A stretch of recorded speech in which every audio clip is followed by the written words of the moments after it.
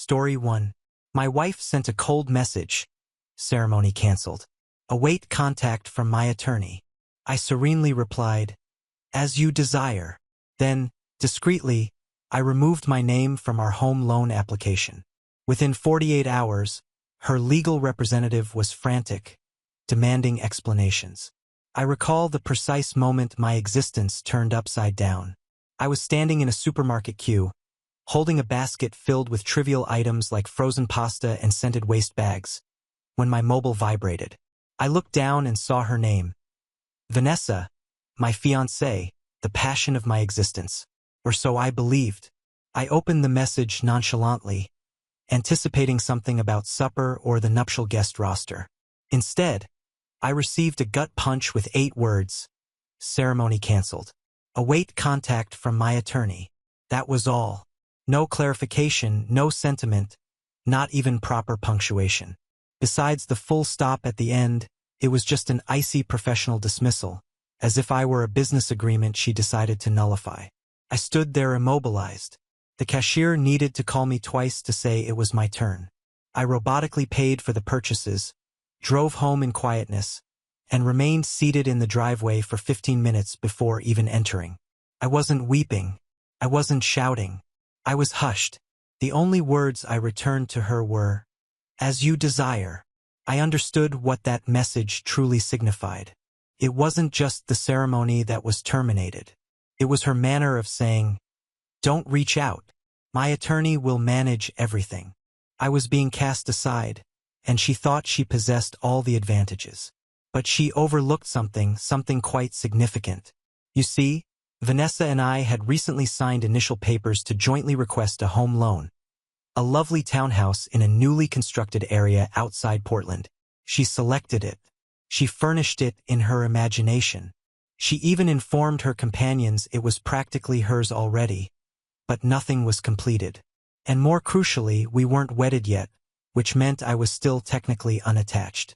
So, before I even removed my jacket that evening, I opened my laptop, accessed the bank's mortgage portal, and withdrew my application. It required 3 clicks. Merely 3. And with that, the entire arrangement collapsed like a tower of playing cards. Now, I recognize what you're considering petty in the extreme, perhaps.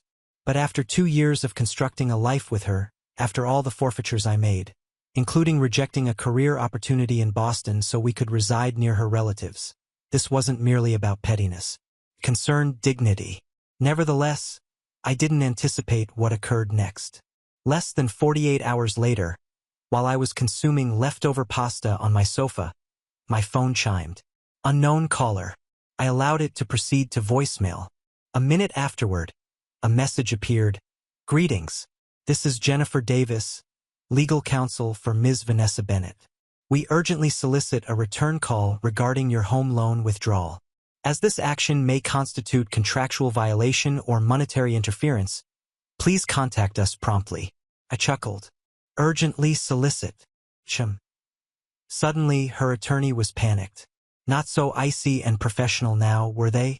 I didn't return the call. Instead, I waited, and inevitably more calls ensued. Electronic messages, too, all with increasing desperation. They weren't expecting this. Vanessa, in her characteristic way, must have presumed I'd be devastated, perhaps even pleading. But I wasn't. I was finished. The following day, I received a call from a mutual acquaintance, Rachel. She sounded uncomfortable. Hey, did you actually withdraw from the house arrangement? Affirmative. Okay. Because Vanessa's extremely upset. Apparently, she already ordered furnishings and told her parents they'd have a visitor's room. I nearly said, not my concern, but I restrained myself. I didn't want to appear heartless, even though honestly I could have. Rachel paused before adding, she said you were being vindictive, that you're doing this to chastise her. That made me laugh aloud. I wasn't chastising her. I was simply done acting the dupe. What Vanessa didn't know yet, and what nobody else knew either, was that I had begun to suspect something weeks before the separation. There were indications. Late-night messages from unrecognized numbers, work gatherings that seemed strangely scheduled, whispers behind secured doors. When I entered the room, I noticed. I simply didn't want to accept it. But now, with everything disintegrating, I felt like I was finally perceiving her clearly. And so, I decided to stop reacting and start monitoring. Instead of replying to her attorney or attempting to salvage anything, I remained quiet. I let them spiral, let them wonder, let them squirm. And in that silence, realities began to surface. 2 days later, I heard a knock on my apartment entrance. I wasn't expecting anyone. It was her father. I hadn't seen Mr. Bennett since we all dined together a month ago, when he gave a toast about how proud he was to welcome me into the family. Now he just looked exhausted and maybe slightly embarrassed. He didn't even greet me before blurting out, "What's happening with the house?" I crossed my arms and said, "I'm not purchasing a house with someone who informs me we're finished via message and sends her attorney to converse with me. Are you here as her delegate?" His gaze lowered. "No, I'm here because she won't tell us anything. 1 minute she's saying the ceremony's canceled. The next she's yelling about furniture, invoices, and credit checks. I just want to comprehend what's occurring." For a moment, I contemplated revealing everything to him, but I didn't. I just said, "She terminated it. I respected that. She can handle the repercussions." He nodded slowly, then muttered something like, "I told her not to do this," and departed. I watched him leave, and a peculiar calmness settled over me. But the narrative wasn't concluded, not even remotely. Because what I didn't realize at the time was that Vanessa hadn't just surprised me. She'd been scheming something calculated. And I was about to discover exactly why she really desired that house so intensely. The first genuine crack in the surface came from someone I hadn't spoken to in months. Vanessa's cousin, Alex. We were never close, but we'd shared beverages at a few family events and bonded over both being outsiders in her tightly wound social circle. He messaged me unexpectedly, "Hey man, sorry about what happened. I didn't know how chaotic it was until now. Just wanted to say you dodged a projectile." I stared at the message for a long time before responding. "Appreciate it. What do you mean though?" Alex's response was immediate. "I probably shouldn't reveal more. Just inquire about Thomas." The name didn't register initially. It was common enough. I'd met a few Thomases through her work events, maybe a couple at those dreadful weekend wine tastings she used to drag me to, but none stood out. I didn't reply. I didn't need to. Something about the way Alex phrased it, brief, cautious, like he was testing dangerous waters, told me everything I needed to know. This wasn't just some name. Thomas was connected to the reason she called off the ceremony, and I had a fairly good notion what kind of connection that was. I went back and checked her social media. Most of her posts were private now. But one thing caught my attention, her list of tagged photos. There was one from a friend's engagement celebration a few weeks back. The same weekend she claimed she was ill and staying home. She wasn't in the photo, but Thomas was. Arm wrapped around her waist. Near intimate. My stomach churned. So, while I was sitting on the couch microwaving soup and making final decisions on kitchen tiles, she was posing with some individual behind my back and feigning illness. That's when I stopped feeling injured and started feeling something else. Focused. I didn't just want out. I wanted clean severance. No connections, no debts, no traces left behind. First, I contacted the mortgage company directly and ensured my withdrawal was permanent. I also forwarded them a copy of her breakup message. They informed me unofficially that her attorney had already called twice attempting to get me re-added to the application. Too late. Then I did something I hadn't done since before our engagement. I called Marcus, my old university roommate and now a real estate attorney in Boston.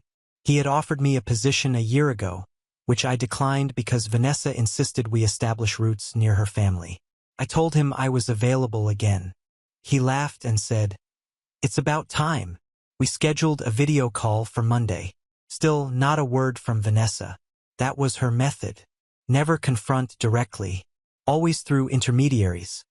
Attorneys, friends, pressure. But I wasn't playing her game anymore. Or so I believed. It was Sunday morning when the next bombshell dropped. I woke up to 32 missed notifications. Messages, calls, emails. Not from her, from my financial institution.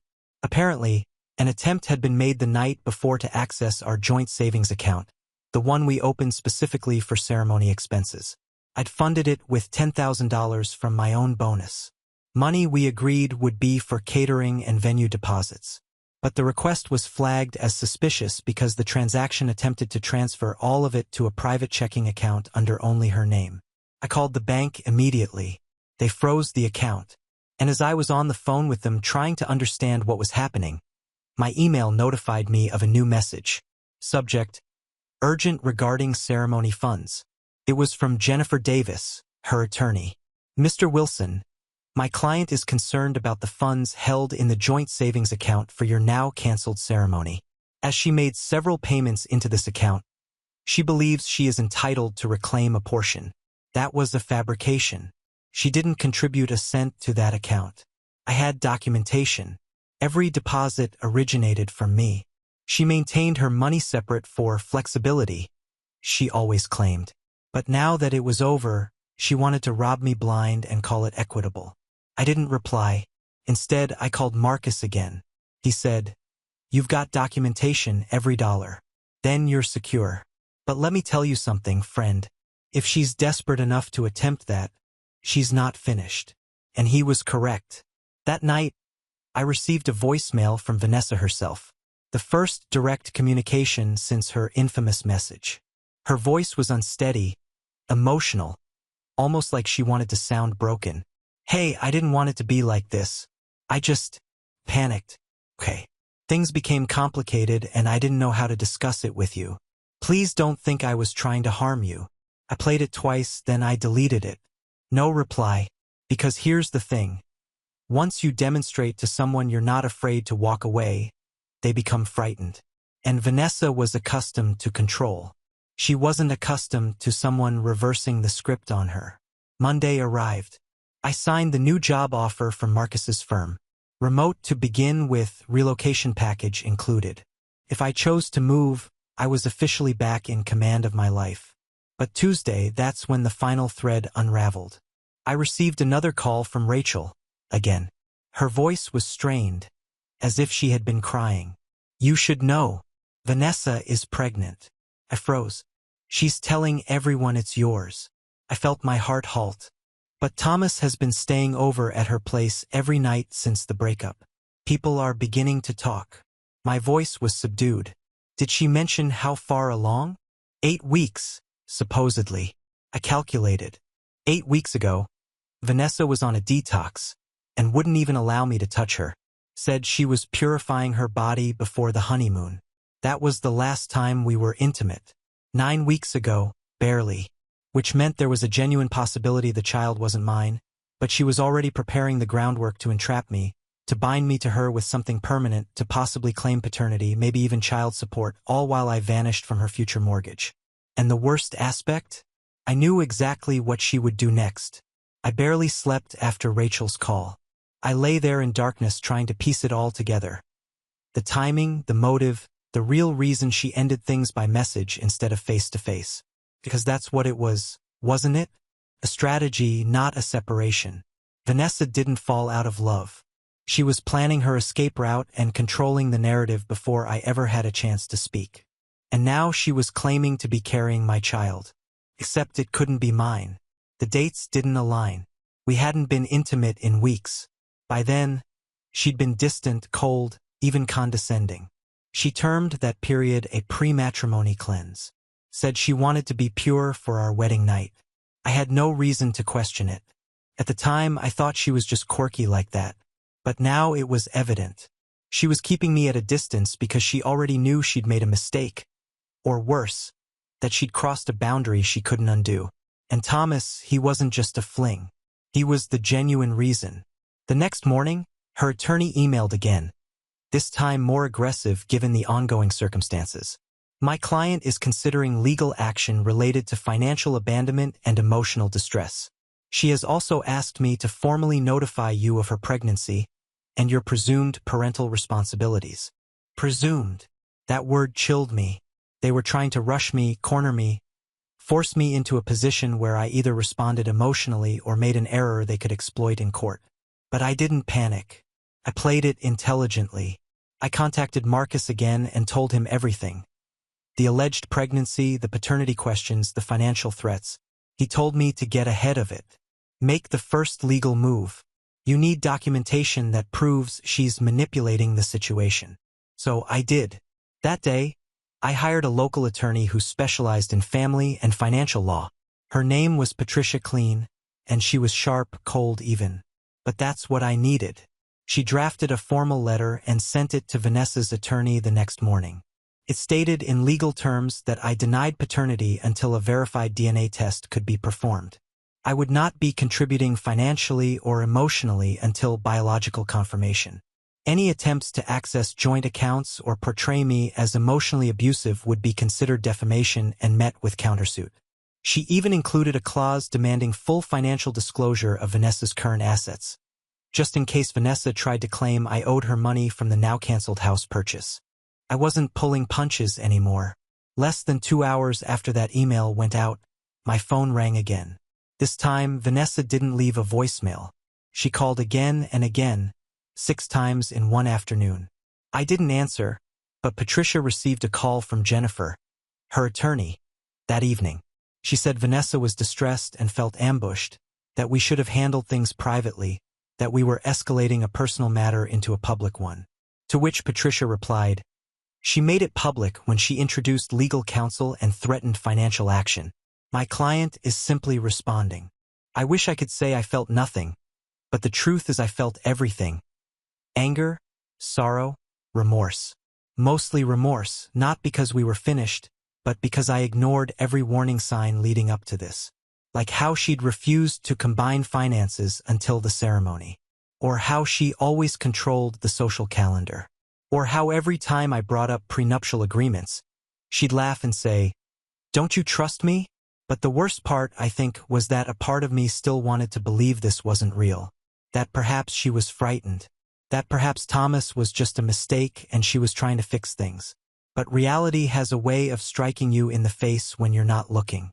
And that strike came 2 nights later from Thomas himself. It was around 10 p.m.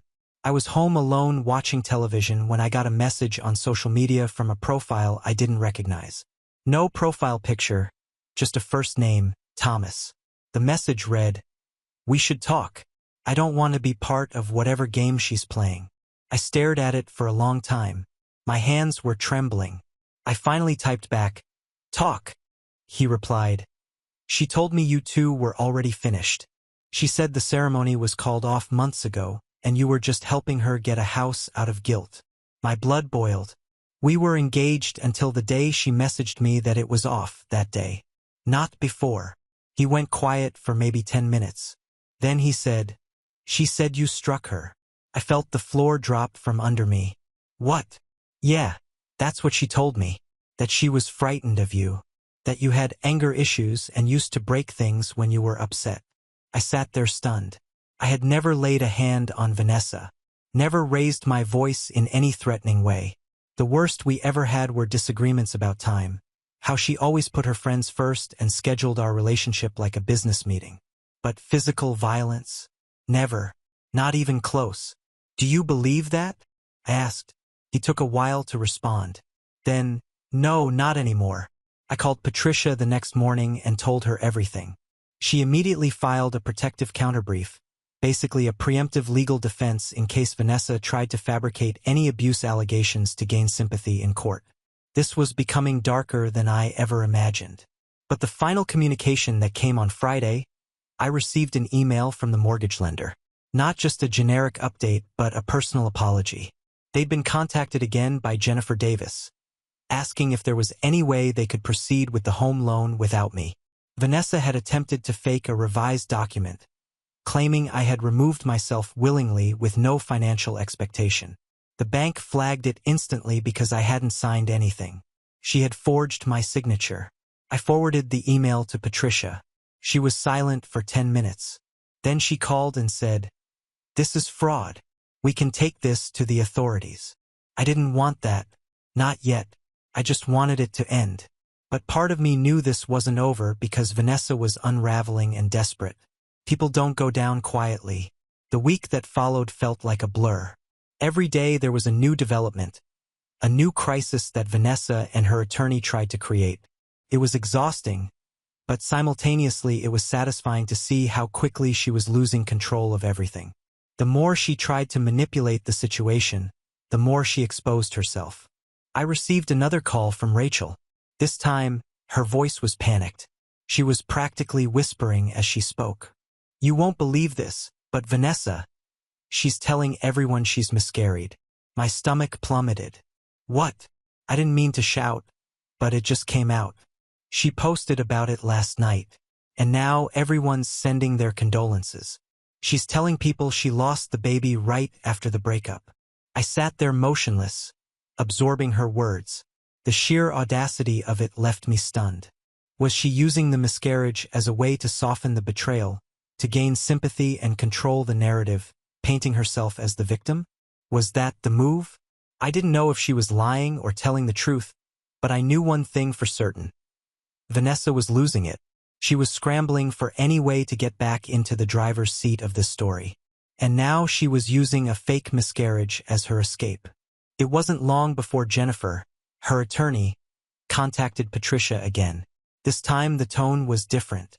Instead of acting aggressively, they tried to sound conciliatory. "We understand that things have escalated beyond what we anticipated. Vanessa is dealing with some personal issues and we want to avoid any further conflict." Patricia didn't let them off the hook. She reminded them of Vanessa's attempt at forgery with the mortgage and told them in no uncertain terms that if Vanessa continued down this path, there would be more than just a financial dispute. "I'm not afraid to escalate this," Patricia said firmly. "We will pursue criminal charges if necessary." I couldn't help but feel a strange sense of satisfaction. Vanessa had pulled so many strings behind the scenes, but now the cards were on the table, and I wasn't backing down. She had no idea what was coming. That Friday, I received a call from the bank. It wasn't just about the mortgage. It was about the fraudulent documents Vanessa had submitted. They had contacted the authorities, and the matter was now under investigation. Vanessa had crossed a line, and it was no longer just about a broken engagement. It was about criminal activity. I forwarded the email and details to Patricia. She immediately arranged a meeting with the prosecutor's office.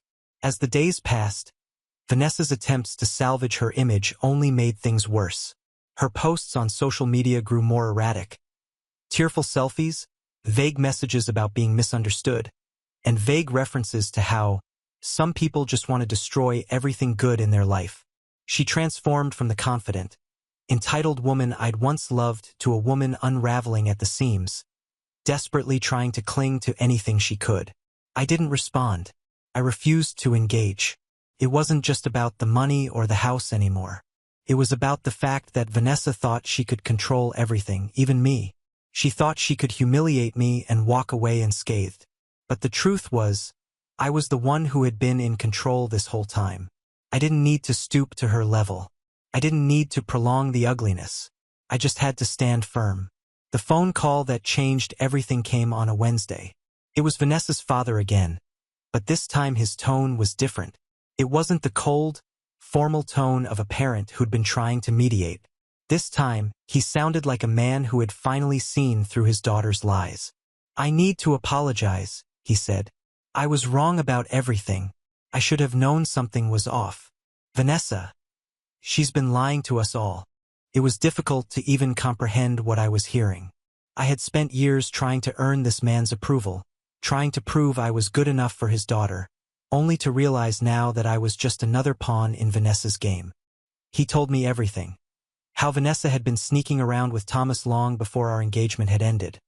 How she had fabricated the pregnancy and miscarriage stories to manipulate the people around her. How she had even borrowed money from her parents to try and maintain the charade. The whole time I had been playing the fool. "I'm sorry," he repeated.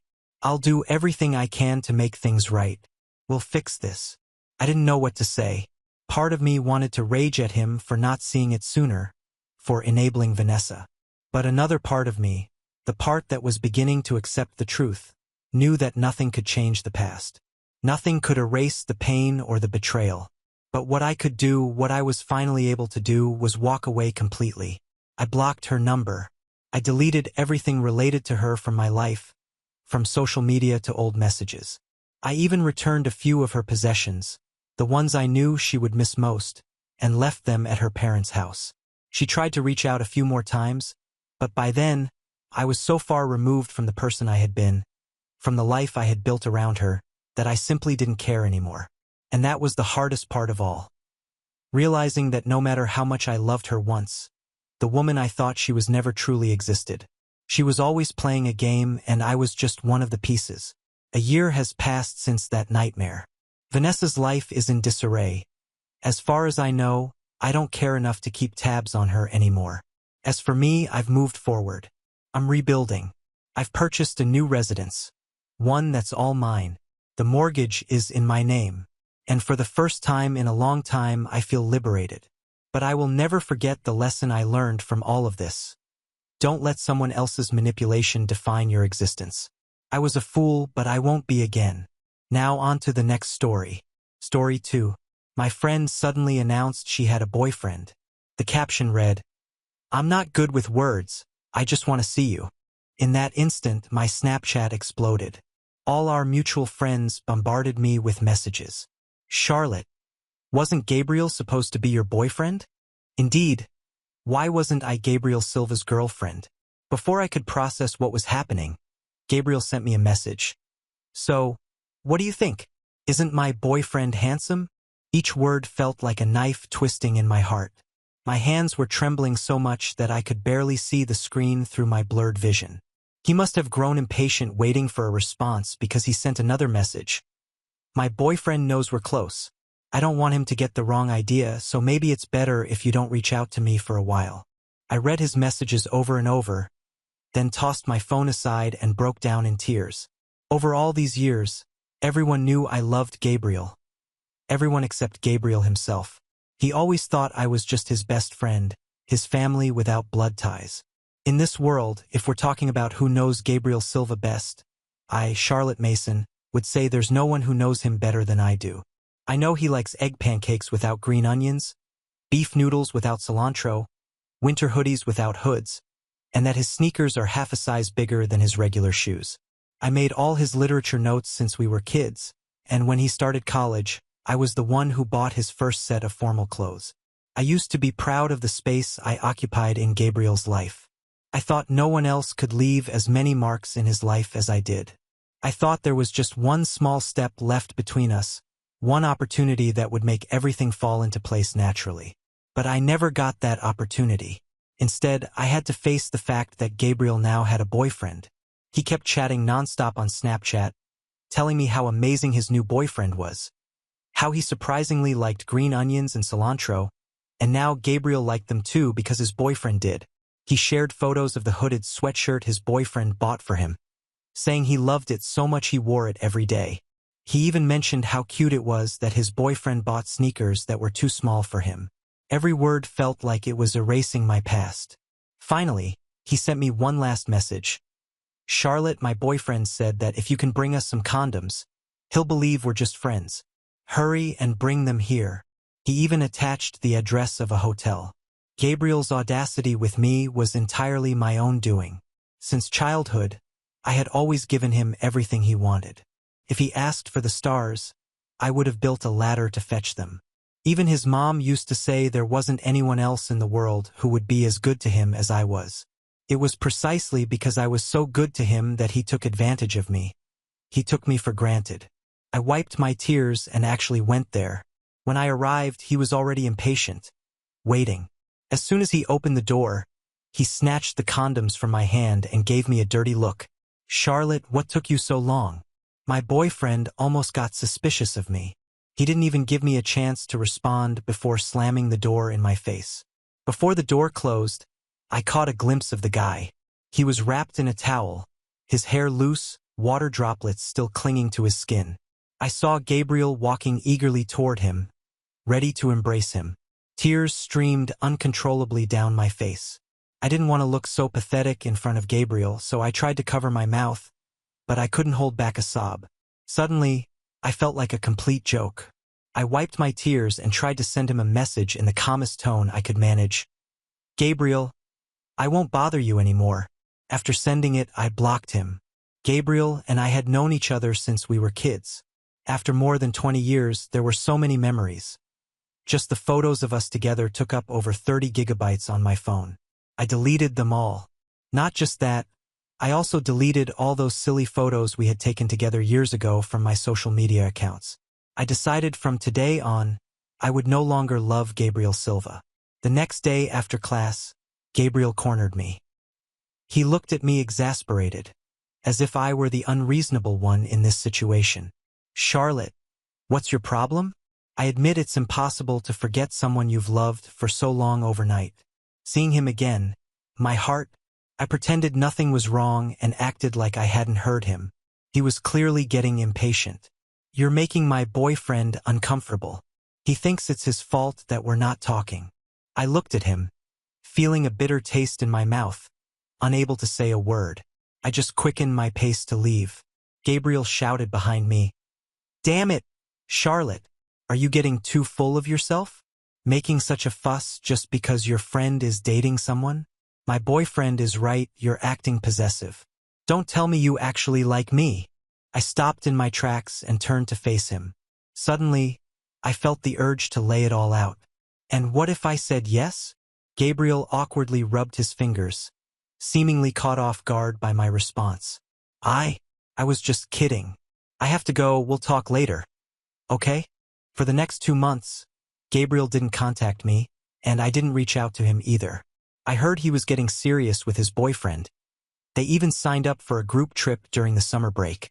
My friends were indignant about it and messaged me to complain. Does Gabriel have no heart? How can he be so public about it? Doesn't he care about how much he's hurting you? I paused for a moment before replying, "Let him be. It'll get better slowly." While Gabriel flaunted his relationship, I cried silently in pain for several nights, but I forced myself not to think about it, not to ask anything. Later, I truly stopped thinking about it. I started focusing on my studies, keeping myself busy every day, until one day my roommate informed me that I had appeared on the university's confession wall. The confession was simple. Charlotte Mason, second-year economics. I, Mason Carter, have decided you're the one for me. Well, to be honest, I found it a bit underwhelming. Who still uses these cheesy, domineering pickup lines these days? I didn't take it seriously, thinking it was just some prank. But what I didn't expect was that Mason Carter really started pursuing me determinately. Because of what happened with Gabriel, I was extremely averse to the idea of dating, so I was very cold toward him. But he never got discouraged. In fact, he seemed to become more determined with each rejection. At first, every time I left the library, there he was waiting, always holding a cup of my favorite cheese grape tea. He would hand it to me as soon as I came out. At first, I refused to accept it, but he didn't get upset. He just smiled and said, "Charlotte, I already bought it. It'd be such a waste. If you really don't want it, why don't you just transfer me the money?" And just like that, he managed to get my Snapchat contact. I thought giving him my contact might be troublesome, but Mason was very considerate. He would only occasionally like or comment on my posts, rarely disturbing my life. Gradually, I even started to get used to it. After a while, when I tried to transfer him money for the milk tea, he refused again, giving a very reasonable explanation. "We're so close now, treating you to a milk tea is the least I can do." Reading that message, I found myself sprawled on my bed, laughing uncontrollably. I never thought this guy would be so good at winning someone over. He handled the boundaries between men and women just right. I started to enjoy interacting with him. After all, who doesn't like a good-looking guy who knows how to treat someone well? As I got to know him better, I found out that Mason's college entrance exam score was over 30 points higher than our university's admission cutoff. I couldn't understand it. "Then why did you come here?" He seemed a little embarrassed for the first time, scratching his head. "Because the person I like is here." The atmosphere suddenly became a bit awkward. I coughed uncomfortably. "With 600 points, you don't seem like the type of person who would write that kind of confession." This time he was even more embarrassed, a blush quickly spreading across his face. "That was posted by my roommates. They were just messing around." Mason was very handsome, more than just conventionally attractive. Growing up, the most beautiful person I had ever seen was Gabriel, but looking closely, Mason didn't seem any less attractive than him. As I stared at him for a while, I suddenly realized I hadn't thought about Gabriel for quite some time. He really seemed to have disappeared from my life. Mason started occupying my time. Every day he would find new ways to cater to my preferences. I didn't like eating breakfast in the cafeteria, so he would wake up 2 hours early to buy breakfast for me from my favorite store. It wasn't just for me. My roommates also benefited. Every time he brought something to my dorm, he'd bring a portion for them too, ensuring everyone got something, while my share was always the best.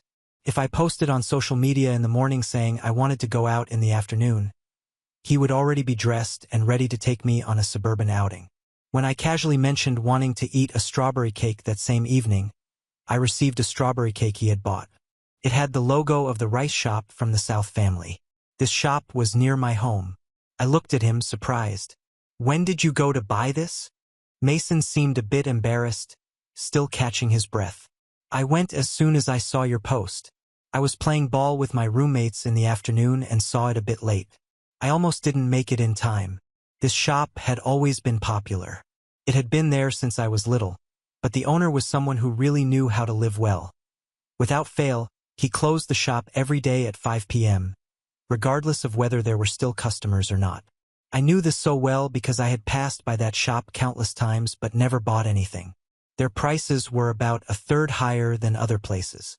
Even my mom only bought one for me each year on my birthday. I could never bring myself to buy one, but I always craved it. Every time Gabriel saw me looking at the shop, he would mess up my hair and console me like a child. "Don't look anymore, little one. Gabriel will buy one for you next time." But year after year I waited, and it never happened. There was always an excuse: he spent all his allowance, or he didn't have time to buy it, and so on. Back then, I believed him. Now, looking at the small 6-inch strawberry cake in Mason's hands, I suddenly felt my eyes fill with tears. So, if someone really wanted to buy it, it only took 2 hours. When I looked at the strawberry cake in Mason's hands, something inside me finally broke. It wasn't anger at him, but at everything I had tolerated for years. All the empty promises, the lame excuses, the way Gabriel always made me feel less important, as if my dedication was his right, not a privilege. And now here was Mason. Sweaty, tired, but smiling, holding something that seemed small to him but was proof to me that I had never been asking for too much. I had just wanted to be seen, to be valued. I thanked Mason for the cake, but he noticed my cold tone, my distant look. "Are you okay, Charlotte?" he asked, concerned. I forced a smile, but it wasn't convincing. I knew I couldn't unload everything on him. He didn't deserve it. I told him I was just tired and needed some time alone. Mason, of course, respected that, as he always did, and left, saying he'd be around if I needed anything. As soon as I was alone, I sat on my bed and stared at the cake. How could something so small hurt so much? It wasn't just the cake. It was the symbolism. It was proof that for years I had been a fool. Gabriel knew I loved him, of course he knew. It wasn't something I hid well. He had taken advantage of that, not in an obvious way, but subtly, manipulatively. He knew exactly how to keep me close, how to feed my hope without ever giving me anything in return. I ran my hands over my face, feeling the tears fall before I even realized I was crying. I knew I shouldn't think about him anymore, that I needed to move on. But how? How could I forget all those years, all those times when he made me feel special only to remind me later that I wasn't? Without realizing it, I picked up my phone and opened our old conversations. There were all his messages, every kind word, every request, every excuse. It was like reading the story of someone who had never really existed, a version of Gabriel I had invented in my head. Before I could change my mind, I selected everything and deleted it. That night, I decided I needed to face Gabriel one last time. I knew he was back in town because of a social media post. He was with his boyfriend, of course, flaunting that perfect relationship as he always did.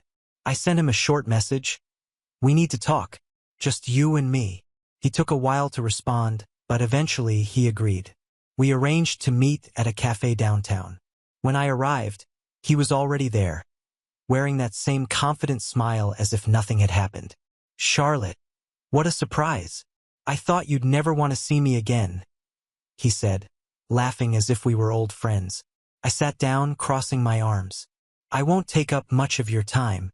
I just need to say a few things." He raised his eyebrows but still seemed relaxed, as if nothing I said could affect him. "Listen, Gabriel. I loved you for years. You knew that. Everyone knew that. But what you did to me was cruel. You took advantage of the fact that I would do anything for you. All those promises you never kept. All those moments when you used me as your safety net, while never seeing me as anything more than a backup plan." He opened his mouth to respond, but I raised my hand to stop him. "No, it's my turn to talk now. I spent years blaming myself, thinking maybe I wasn't good enough, that maybe the problem was me. But it wasn't. The problem was you. You never valued me because you knew I would always be there. But guess what? I won't be anymore." For a moment he looked lost, maybe even regretful. "Charlotte, I never meant to hurt you. I didn't know how to handle it. You're important to me, but not enough," I finished for him with a bitter smile. "And that's okay, Gabriel. I don't need to be enough for you. I just need to be enough for myself." I stood up before he could say anything else. I left the cafe feeling a mixture of relief and sadness. It was like I had finally lifted a weight off my shoulders, but at the same time, I was painfully aware that this weight had been a part of me for so long that I didn't know who I was without it. Mason was still around. He kept trying even when I was cold, even when there seemed to be no hope. And for the first time, I began to wonder if maybe I should give him a chance. Not just to him, but to myself. A chance to be happy, to be loved by someone who truly cared. I knew the road wouldn't be easy. There were still so many memories to overcome, so many wounds to heal. But that night, as I looked at the small strawberry cake still sitting untouched on my table, I made a promise to myself. I would never let anyone treat me the way Gabriel had. I deserve more. And for the first time in years, I believed it. After that conversation with Gabriel, I felt as though I had closed an important chapter of my life. I thought confronting him would be the end of the cycle, but it was just the beginning. For the first time, the anger and resentment I had carried transformed into determination. It wasn't enough to leave Gabriel behind. I needed to rebuild my life from scratch on my own terms. I started by focusing on myself. I threw myself into my studies, applied for a competitive internship, and to my surprise, I got the position. Things were finally falling into place, and Mason was by my side every step of the way. He didn't pressure me or demand anything, but his constant, gentle presence gave me a comfort I had never known before. As my life progressed, I began to hear more about Gabriel through mutual friends. He and his boyfriend were still living their eternal honeymoon on social media, but rumors told a different story. Gabriel's manipulative tendencies hadn't changed, and now they were directed at his partner. It wasn't long before vague posts about fights and disagreements began to surface. It was clear their relationship was falling apart. One day, months later, I received something unexpected. A message from Gabriel. It wasn't long, just a timid attempt to rekindle our friendship. I ignored it completely. I knew he was only reaching out because his relationship was crumbling, but I wasn't the girl he could use as his emotional crutch anymore. Meanwhile, Mason continued to be the incredible person he had always been. Over time, I realized I was ready to open my heart again. When I finally accepted to go on a date with him, Mason made sure to make it special. He took me to a quiet place where we could talk about everything. For the first time, I felt like I was with someone who truly saw me. In the following months, our relationship blossomed. Mason didn't just treat me well, he encouraged me to grow. He was my biggest supporter when I decided to apply to a larger university to finish my degree. I spent months preparing, and when the acceptance letter came, he was the first to celebrate with me. As my life moved forward, I heard more news about Gabriel.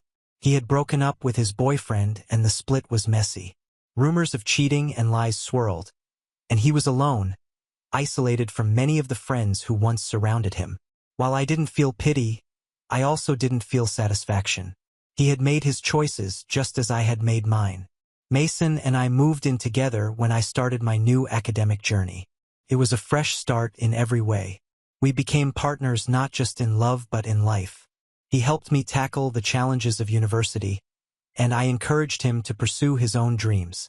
In my final year of college, I received another unexpected message from Gabriel. It was long, filled with apologies and regrets. He admitted he had been selfish, that he had used me, and now he understood what he had lost. For the first time, he seemed sincere, but I didn't need that validation. My response was brief. I forgive you, Gabriel, but there's no space for you in my life. I hope you find peace. I sent the message and immediately blocked him. I didn't want to prolong the contact or allow him to be part of my story again. I had already moved on. Years later, my life was completely transformed. Mason and I got married in an intimate ceremony surrounded by people who truly mattered. I had built a solid career and he had achieved great things as well. We had become the kind of partnership I never imagined was possible. As for Gabriel, I learned he remained trapped in destructive cycles. He never learned to value anyone but himself, and it seemed to leave him more alone with each passing year. In the end, my greatest revenge was my happiness. I didn't need to do anything to destroy Gabriel. He had taken care of that himself. My success, my peace, and my ability to leave the past behind were the real triumphs. Looking back now, I see that everything I went through made me stronger and more aware of what I deserve.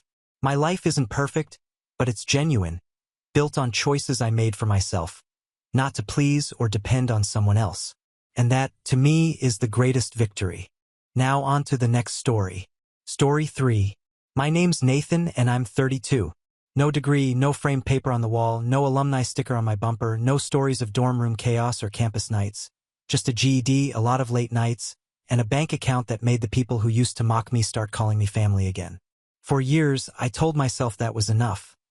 That success would speak louder than whatever they used to say about me behind my back. Turns out I was wrong, or maybe just naive. It happened last Friday during dinner at the house I bought for them. A place with granite counters, custom furniture, even that stupid wine fridge my mom insisted on. All of it paid in full under my name, but never once acknowledged. We were having steaks I'd picked up on the way, cooked medium rare, just how Dad likes them, paired with a bottle of something imported that Mom had circled in a magazine and conveniently forgot to order. I hadn't planned to stay long. Just enough to show my face, keep the peace, check on the repairs they'd been ignoring, and make sure the thermostat hadn't been cranked up to sauna levels again. Dinner started off fine. Tense like always, but quiet. My sister, Megan, was there too. 29, 2 degrees, still unemployed, and somehow more condescending than ever. She mostly scrolled through her phone while Mom talked about how hard it is these days, and Dad complained about the price of groceries like he wasn't getting half his fridge delivered on my dime every week. Then it happened. We were halfway through dessert, that store-bought pie I brought because Mom said she didn't have time to bake, when Dad put his fork down and jabbed it in my direction. You know, he said, voice raised just enough to draw attention. He might pay the bills around here, but let's not forget he's still the dumb one without a degree. Took me a second to process it. The air went still. Megan snorted into her glass. Mom didn't even blink. She just sipped her wine like she was watching a rerun. And me? I just stared at the slice of pie I wasn't hungry for anymore. I didn't say anything, not at first. I let the silence hang while my mind buzzed like a wasp's nest.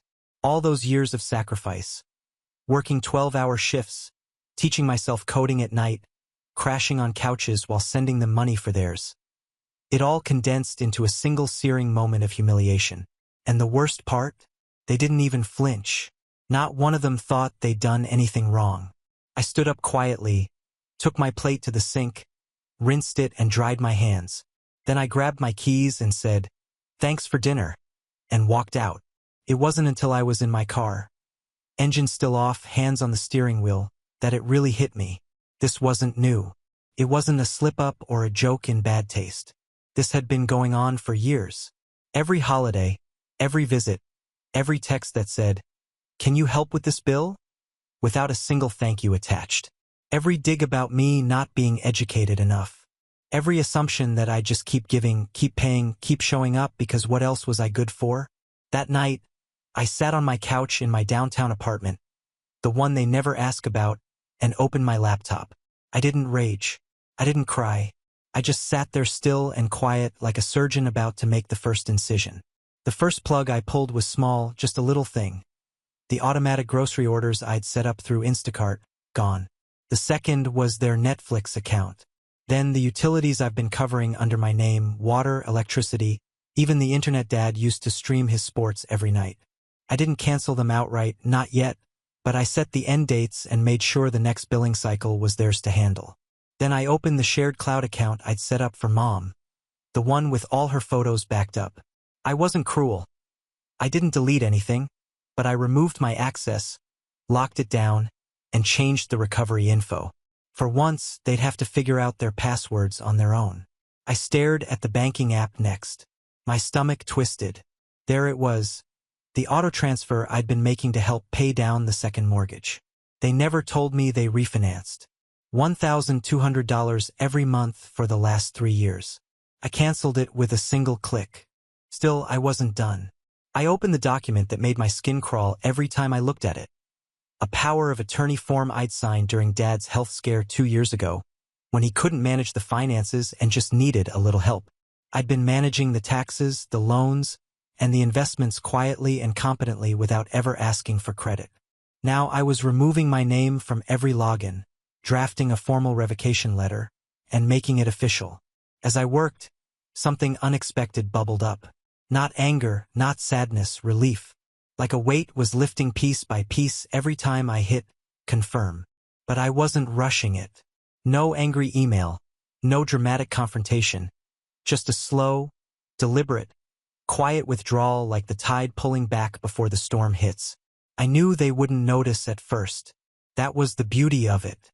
They were so used to the support being invisible, automatic, effortless. They wouldn't realize what was gone until the cracks started forming. Until the water shut off mid-shower. Until the internet blinked out during the big game. Until the mortgage company left a voicemail they couldn't ignore. The next morning, Megan texted me, "Paychecks for dinner. I guess you could have at least laughed at Dad's joke." A joke? I didn't reply. I just opened the final file, the one they didn't even know existed, and checked the numbers. Then I started writing a message, not to them, to someone else. And that's when the plan really started. It was a message to my lawyer, Erica. The same one who helped me incorporate my business back when I was nothing more than a freelancer with a refurbished laptop and a dream. Erica is sharp, the kind of woman who doesn't blink when a client says, "I think I want to quietly dismantle a financial arrangement with my family." She's also thorough. She reminded me of every joint responsibility, every blind signature I'd given them out of trust, and every legal thread still tying me to people who saw me as a walking wallet. "Are you sure you want to do this now?" she asked over a late-night Zoom call. "You've been cleaning up after them for years." "I'm not cleaning up anymore," I said. "I'm walking away, but I'm doing it clean." That next week became a checklist of quiet endings. The family phone plan? Split. I set up new lines in their names and gave them a 30-day notice buried in the fine print of an email they'd probably ignore. The shared insurance policy? Removed myself.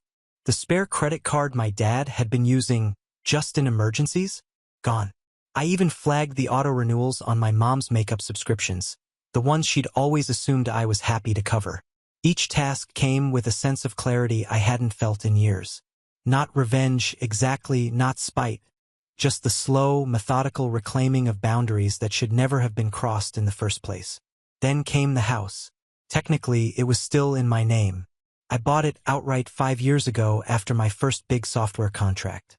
I told them it was a gift, even though I kept the deed under my LLC for liability reasons. I'd paid the taxes, the maintenance, and the stupid landscaper that my dad refused to fire even after he wrecked the sprinkler system. But now I wanted it back. I didn't want to kick them out, not yet, but I wanted them to know it was never truly theirs. That every inch of drywall and carpet and ceiling fan had been mine. That I could sell it, lease it, bulldoze it, and plan a parking lot if I wanted to. That's when Erica mentioned the property audit clause in the LLC agreement. The one that let me call for a full inspection, a reassessment, even a temporary suspension of residency if needed. You really want to go that far? She asked. I want them to stop pretending they built the roof they're sitting under. We scheduled the audit quietly and legally. A letter was mailed, certified. It would arrive in 3 days. On the surface, nothing seemed to change. I still responded with one-word replies in the family group chat. I still liked the occasional Instagram post of my mom's garden. I still played the role of the quiet, dependable son, but inside I was counting down. The first crack came on day 4. Mom called me at 7:42 a.m. I didn't answer. Her voicemail was long and rambling.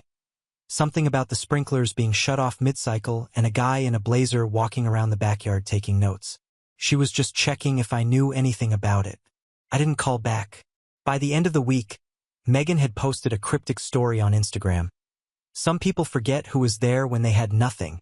Don't worry, we remember. The irony made me laugh in the dark at 2 a.m., sipping coffee in the apartment they hadn't seen since I moved out. Then came the second call, this time from Dad. He didn't leave a voicemail, but he texted, "We need to talk." Some guy from the city was asking questions. That wasn't true. The guy wasn't from the city. He was a private inspector. I knew because I'd hired him. His name was Marcus, and he was damn good at his job. His report came in the next morning.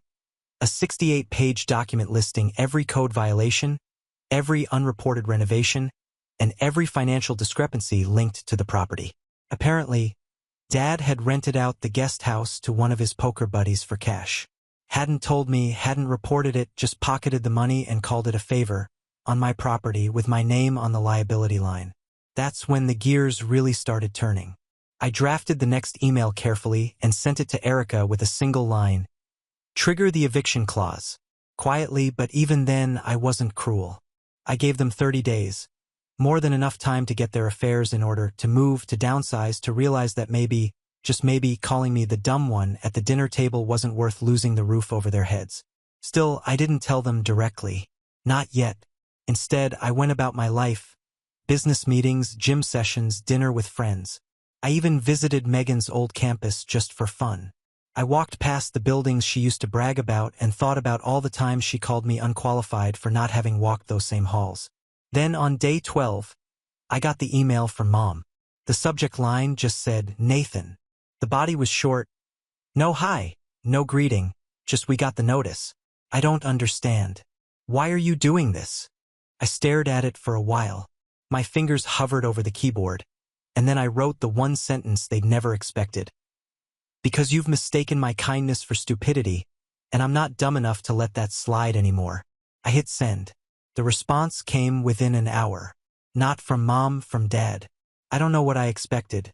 Maybe an apology, a reluctant admission that he'd crossed a line. Instead, it was a wall of deflection. He started with, "This is overreacting," followed by a guilt trip about family always sticking together, and then pivoted to what he thought was a trump card. "You wouldn't even have money to throw around if we hadn't raised you." I read that part twice, then once more just to be sure. Raised me. This man who forgot my high school graduation because he was on a fishing trip, who once told me to get over it when I called crying after I got fired from my first job. This man thought he was entitled to credit for my success, as if his silence, his dismissiveness, and his constant undermining somehow counted as support. I didn't reply. I forwarded the email to Erica and asked her to keep all future contact through legal channels. From that moment on, I stopped playing the role of the dutiful son. I was now the legal property owner, a client, an adult with boundaries and consequences to enforce them. Things got quiet for a few days after that. Suspiciously quiet. The kind of quiet that makes your skin crawl. I could feel the tension building like a pressure cooker waiting to blow. I knew my family. They weren't the type to go down gracefully.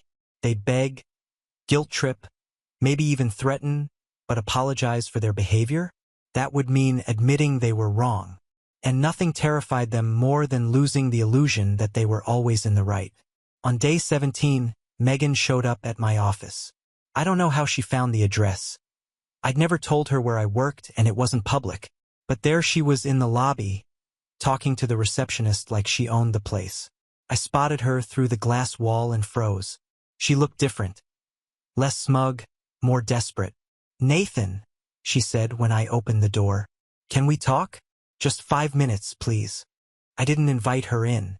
I just stood in the hallway, arms crossed, expression blank.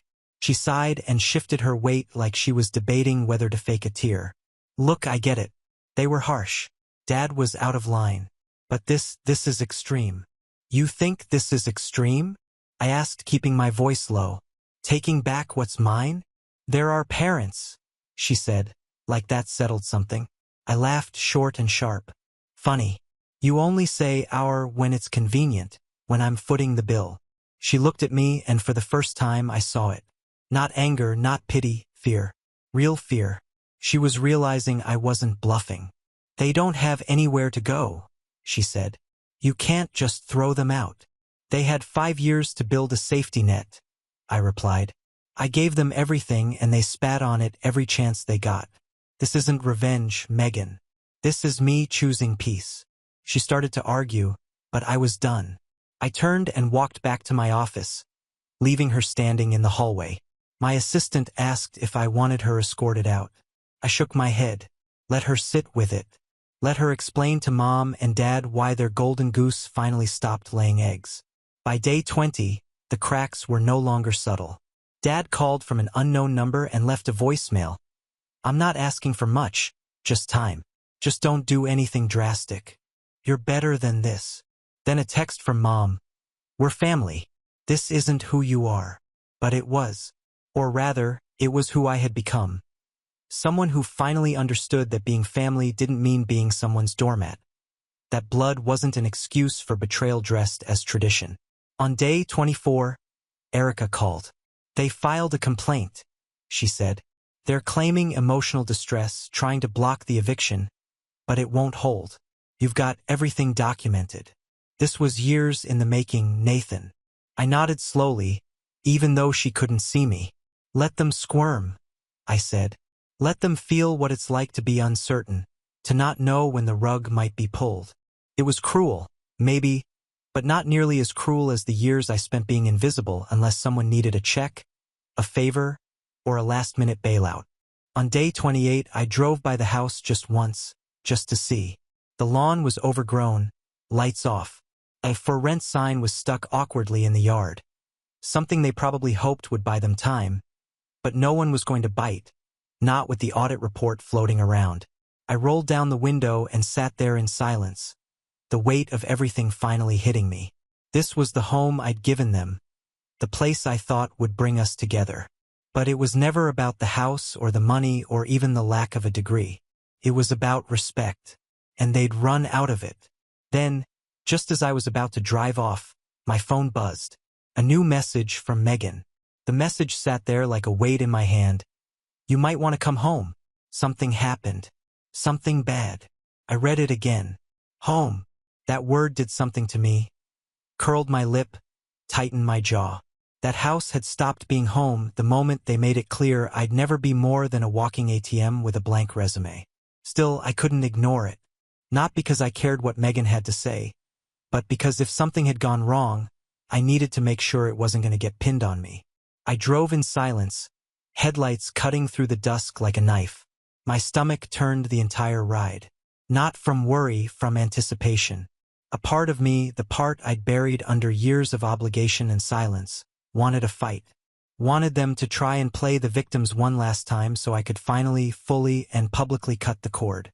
When I pulled up to the house, I knew something was off immediately. There were 2 cars in the driveway I didn't recognize.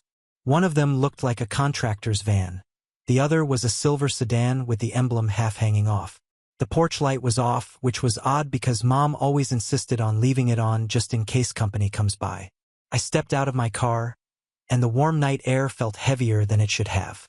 As I got closer, I saw Megan on the front steps, arms wrapped around her knees, looking small in a way that didn't match her usual posture of smug confidence. She stood when she saw me, brushing hair from her face, and said softly, "You're not going to believe it. I'll be the judge of that," I said flatly. "Where's Mom and Dad?" She hesitated. "Inside. Talking to the guy from the bank. I blinked. The bank. She nodded, eyes wide. Apparently, Dad tried to take out another loan against the property before the eviction notice went through. Claimed it was just a delay in the paperwork. He thought he could flip the guest house for a quick buck and buy time. I felt something cold trickle down my spine. But he doesn't own the house. I do. His name's not on the deed. Exactly. She exhaled hard. The bank caught it before the funds cleared. But now there's a fraud flag on the property. They're sending someone to evaluate next steps. He might have just committed mortgage fraud. Nate. I didn't speak. Couldn't really.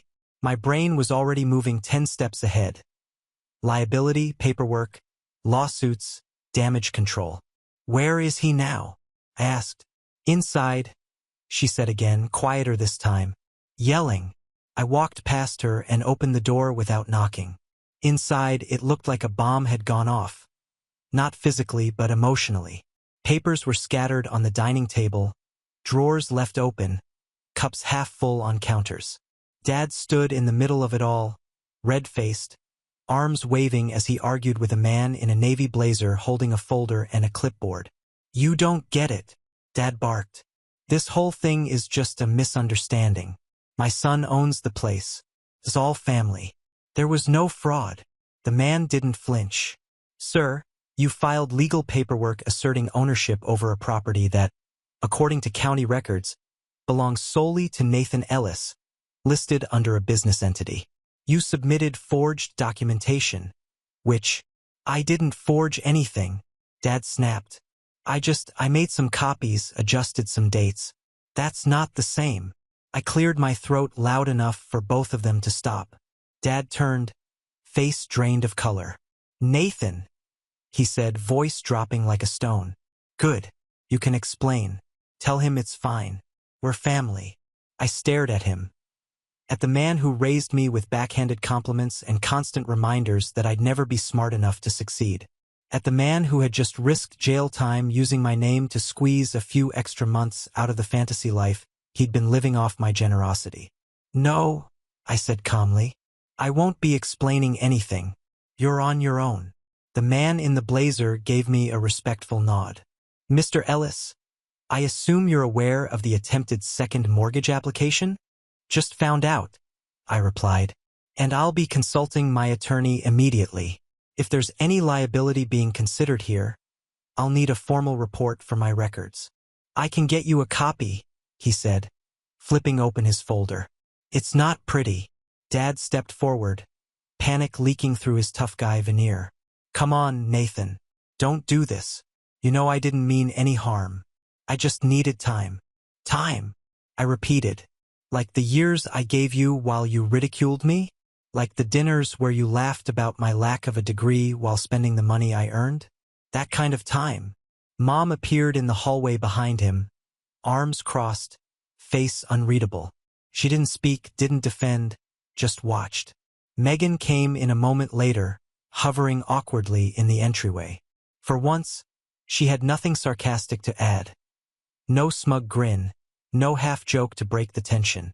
I walked to the kitchen, took in the granite counters, the glass backsplash Mom had chosen from a magazine I paid for. I opened the fridge, empty, except for a bottle of wine and a takeout container. Not a single thank you note, not a single reminder that this was my house. I turned back to them and said, I'll give you until the end of the week. After that, the locks change. If you're still here, I'll let the sheriff escort you out.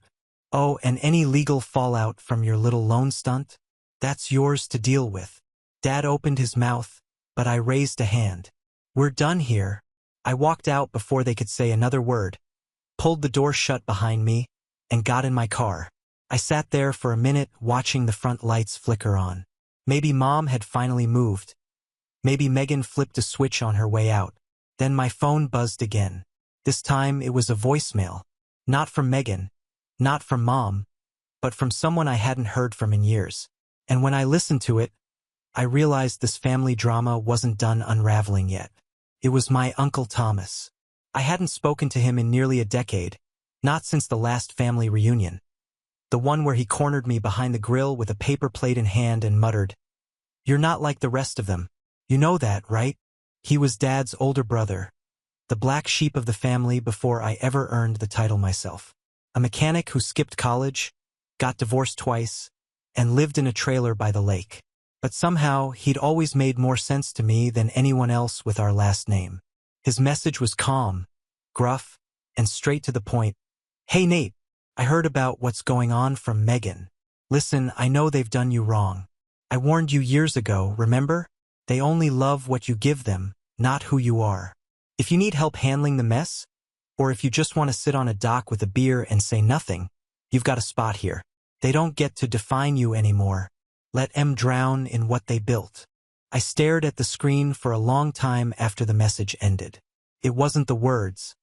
It was the simplicity, the absence of guilt, the quiet understanding. I hadn't realized how badly I needed that until I heard it from someone who wasn't asking for anything. The final week passed like a storm surge. Dad tried everything. Emails, calls, even dropping by my apartment with a cooler of steaks and a sheepish grin like we could somehow cook the tension away. I didn't answer the door. I didn't reply. I sent every message straight to Erica. Mom's tone changed, too. Her texts shifted from confusion to guilt, then desperation. You're scaring us. This isn't like you. We're losing everything. But the irony was, it had always been mine. They were only just now realizing that. By Friday afternoon, the movers I hired, my movers, not theirs, arrived at the house. I made sure they were professional, careful, respectful. I didn't want their things damaged. I just wanted them gone. I stood in the driveway as they loaded boxes into the truck. Dad sat on the porch, silent, arms resting on his knees like a man who just realized the game was over and he'd been betting with chips he never owned. Mom was inside trying to argue with the lead mover over what counted as essentials. Megan didn't show. She'd stopped responding altogether after trying to borrow $5,000, just until I figure things out. By 3 p.m., the house was empty. The locks were changed. The title was being transferred to a rental agency I trusted. I'd already interviewed 3 tenants. One was a single mom with a daughter who wanted to plant tomatoes in the backyard. I told her yes on the spot. As the movers drove off, Dad finally stood up and walked toward me. Nathan, he said, voice cracking for the first time in maybe ever. Can I just ask you one thing? I didn't answer, just looked at him. He hesitated. Why'd you wait so long to cut us off? I let the silence hang. Then I said, because I thought you might change. I thought maybe, just maybe, if I gave enough, you'd see me as a son, not a resource. Not the dumb one. Just me. He looked away. You were wrong, he said quietly. I know, I replied. But not anymore. I got in my car and drove off without looking back. No dramatic exits, no parting shots, just peace. The next few months were the quietest of my life. No calls, no chaos, no frantic requests for help masked as family bonding. The new tenants moved in. I stopped checking the family group chat. Not that anyone had posted in it since the locks changed. The silence was strange at first, but it grew on me. And one Saturday morning, a few weeks later, I drove out to the lake. Uncle Thomas met me at the dock with 2 beers, a smirk, and a nod like no time had passed at all. We sat on that weathered bench, watching the ripples stretch across the water. You all right? He asked, cracking his can open. I nodded. I am now. And for once, for the first time in years, I wasn't lying. Now on to the next story. Story 4. I'm Josh, 32. And if you've ever been the family afterthought, the extra chair, the oh right, he's here relative, then you'll understand exactly how this story starts. My family has always had a strange talent. The uncanny ability to make me feel like I never quite belonged. I wasn't the golden child, not the troublemaker, not the baby. I was the placeholder, the one who showed up, smiled politely, and quietly picked up the check. I didn't explode or argue. I just existed, which in my family seemed to offend them more than anything else. It wasn't always like that. Growing up, I used to think we were normal. Dinners together, vacations, even some Christmas mornings where I felt genuinely happy. But somewhere along the way, maybe after my dad left, or maybe after my older brother started making 6 figures and my mom decided he could do no wrong, I stopped being part of the picture and started becoming background noise. I moved out at 19, put myself through school, and worked quietly up the ranks at a mid-sized logistics firm. Now, I make good money, but you'd never know it from the way they treat me. If anything, the better I did, the colder they became. As if success was something I wasn't allowed to have, or worse, something they were entitled to benefit from without acknowledging the effort I put in. The latest insult came wrapped in white linen napkins and a $3,600 bill. My cousin Melanie, my aunt's youngest daughter, was having an engagement dinner. Not the wedding, mind you, just an engagement dinner, because apparently proposing with a ring you could probably see from space wasn't enough of a spectacle. My aunt, who has never said a kind word to me that wasn't about borrowing money, decided it was going to be a family-sponsored event, which is code in our family for Josh is paying for it. I found out I was invited not from a call or a text, but from a forwarded email. No greeting, no hope you can make it. Just the time, date, and location, and a don't be late, added in by my mom in the most passive-aggressive tone you can imagine. I stared at the screen for a while, debating if I even wanted to go. I hadn't seen most of them in over a year. The last time I did, my mom introduced me to a friend as the one who's still single, still renting, and still doesn't visit enough. She said it like a joke.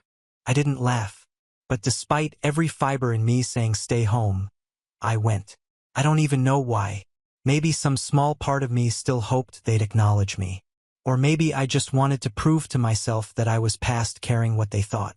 The restaurant was upscale, not quite Michelin-starred, but definitely out of reach for most of my family if they weren't pretending to be something they weren't. I showed up 15 minutes early in a navy blazer and pressed slacks, trying to at least look like I belonged. The hostess asked for my name, then gave me a confused look before handing me a plastic wristband.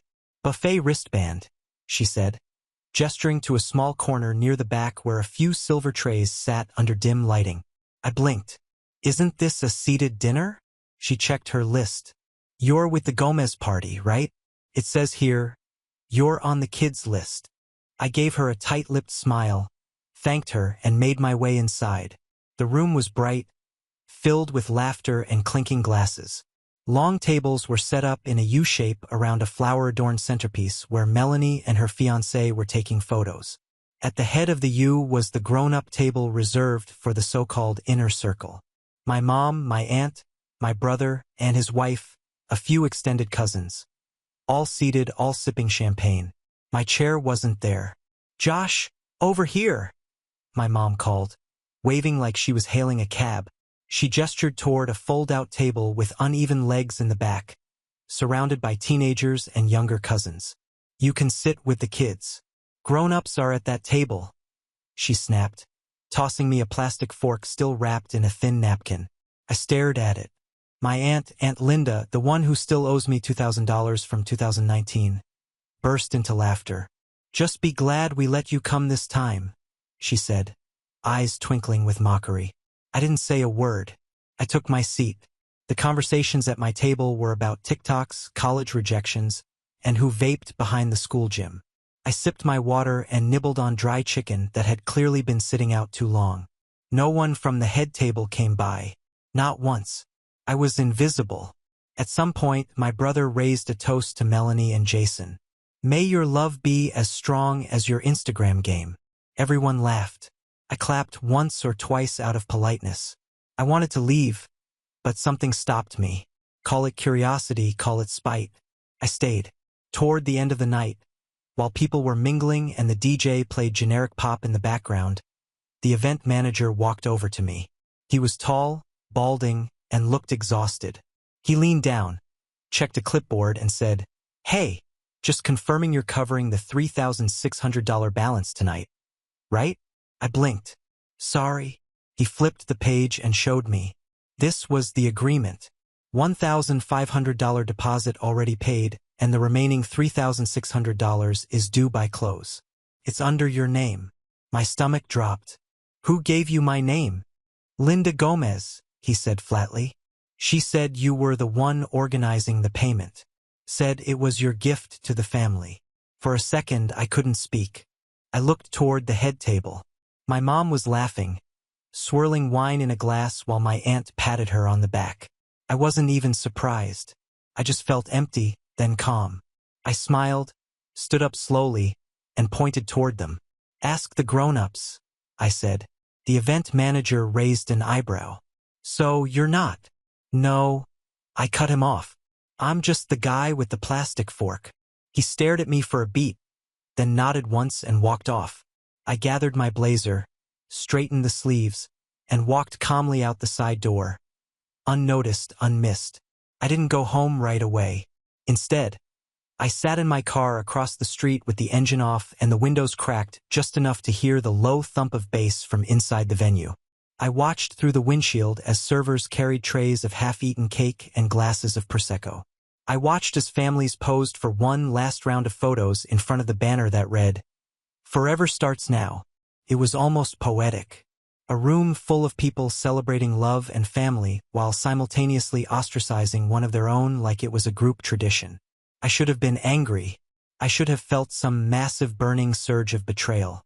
But the truth? I didn't feel much of anything at all. Just tired. Tired of playing along.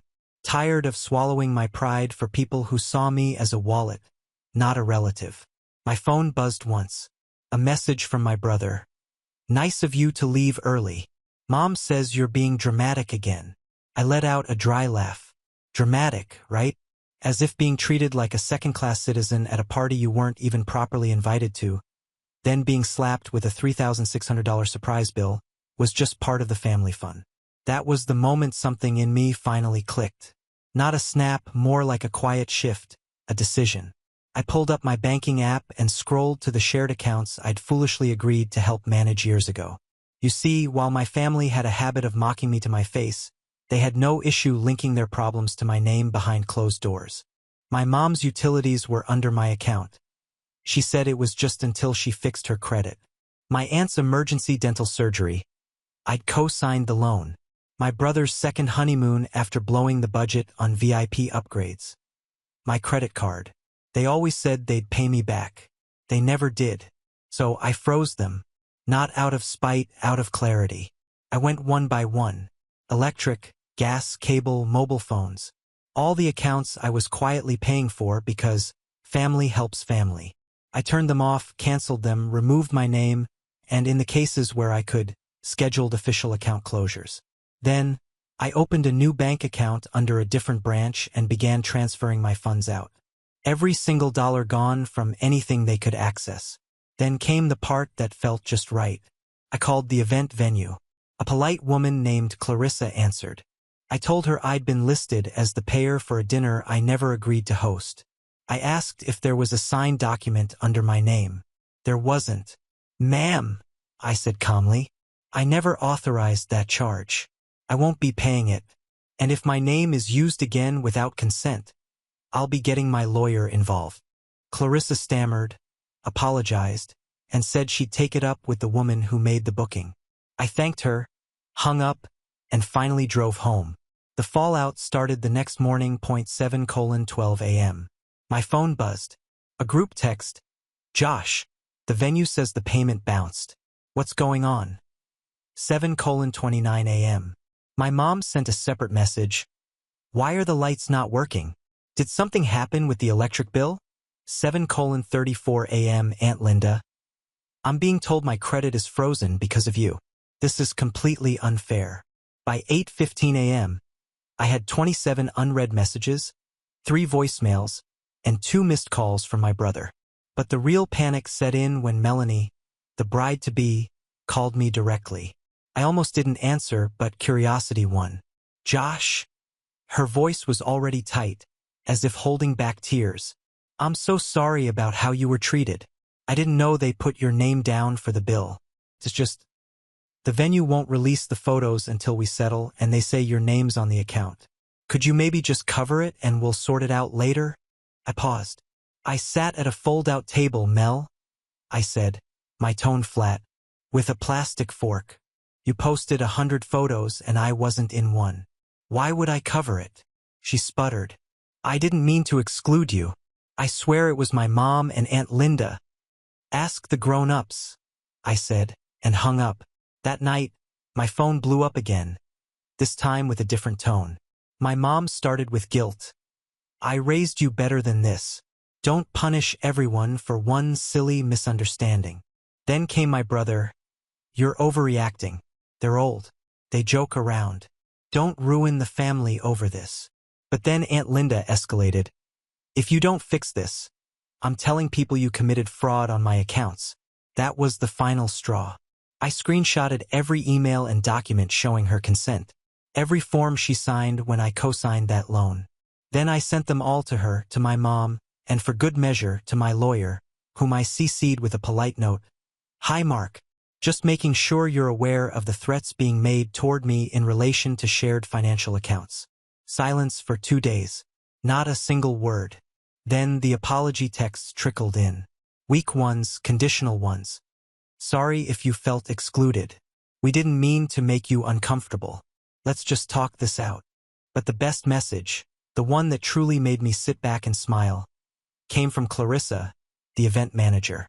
She forwarded an email from my aunt, frantically asking to put the remaining $3,600 on her own card. It bounced 3 times. According to Clarissa's note, the balance is still outstanding. We've begun adding late fees. I leaned back in my chair, sipping coffee, and felt a strange peace I hadn't known in years. I wasn't the wallet anymore. I wasn't the placeholder. I was just done. And then, just when I thought it was over, just when I was getting used to the sound of silence, a knock came at my door. It was my mom. Red-faced, eyes puffy, holding an envelope. And that is where things really started to unravel. I stared at the door for a long moment before opening it. There was a part of me, small, childish maybe, that still hoped this was going to be the moment. That my mom was going to say something real. Something like, I'm sorry. We treated you horribly. We took you for granted. We were wrong. But the moment I opened the door and saw her face, I knew better. She wasn't here for reconciliation. She was here for damage control. Josh, she said, giving me a tight smile that didn't reach her eyes. Can we talk? She held up the envelope like it was some kind of peace offering. I didn't say anything, just stepped aside, letting her walk in. She moved like someone who owned the place, like this was still her territory, even though she hadn't visited once since I bought it 3 years ago. She sat on the edge of the couch like she was perched on a throne that didn't fit her anymore. She handed me the envelope. I opened it, expecting a handwritten note or a check. It was a printout of the venue invoice. Unpaid, $3,600 plus a $400 late fee. I looked at her. She cleared her throat, clasped her hands like she was praying, and gave me this carefully rehearsed sigh. I know things got tense, but this has gone too far, she began. We're family, Josh, and families don't punish each other like this. I said nothing. She continued. Your aunt's credit is frozen. Your brother can't use his business card. And Melanie's crying every night because her photos are being held hostage. And for what? Because someone made a seating chart error. I raised an eyebrow. A seating chart error. She waved her hand like that detail was beneath her. Look, we all say things in the moment. Your aunt made a joke. You took it too personally. Fine. But dragging this out, canceling accounts, calling lawyers, that's not the mature way to handle things. I leaned against the wall, arms crossed. You tossed me a plastic fork and told me to sit with the kids. You made me pay for your gas bill last month without asking. And then you put my name down for a bill you never told me about. That's not a joke. That's using someone. She blinked. It's not like you can't afford it. There it was. That sentence. That thing they always fall back on. The justification. He has money. He doesn't have a wife or kids. He's fine. So, let's take more. You didn't even ask, I said quietly. You just assumed I'd cover it like always. She sighed again, standing now trying to shift the dynamic. I know we haven't always made you feel included, but you make it hard, Josh. You isolate yourself. You don't come to things. You never open up. Maybe if you tried harder, we wouldn't have these issues. Tried harder. I wanted to laugh. I wanted to scream. I'd spent years trying, showing up to events I wasn't welcome at, sending birthday gifts that got no thank yous, paying bills that no one remembered. And here she was, turning it back on me like I hadn't done enough. Instead, I just looked her in the eye and asked, "If I had said no to the bill before the dinner, would you have uninvited me?" She didn't answer. Her silence was all I needed. She tried to pivot. "Look, I don't have the money to pay this, and neither does your aunt. The venue's threatening legal action. You want Melanie to start her marriage in debt." I tilted my head. "So, you do want me to pay it?" "No," she said too quickly. I'm asking you to help, to do the right thing." I stepped forward, took the invoice, and slowly ripped it in half. Not out of anger. Deliberately, slowly, a controlled break. Her mouth fell open. "Josh, I'm not your wallet," I said, my voice low but steady. "I'm not your safety net. I'm not your scapegoat. I'm your son. But I don't think you've seen me that way in years." She scoffed. "So what? You're cutting us all off? Over a party?" I shook my head. "Not over a party. Over a pattern. One I'm finally done participating in." She stood frozen for a moment. Then, like she couldn't handle being on the back foot, she reached for the classic script. The one she used when I was a teenager and didn't want to lend her my paycheck for groceries she never bought. "You think you're so perfect, huh? You think money makes you better than the rest of us? You're just bitter.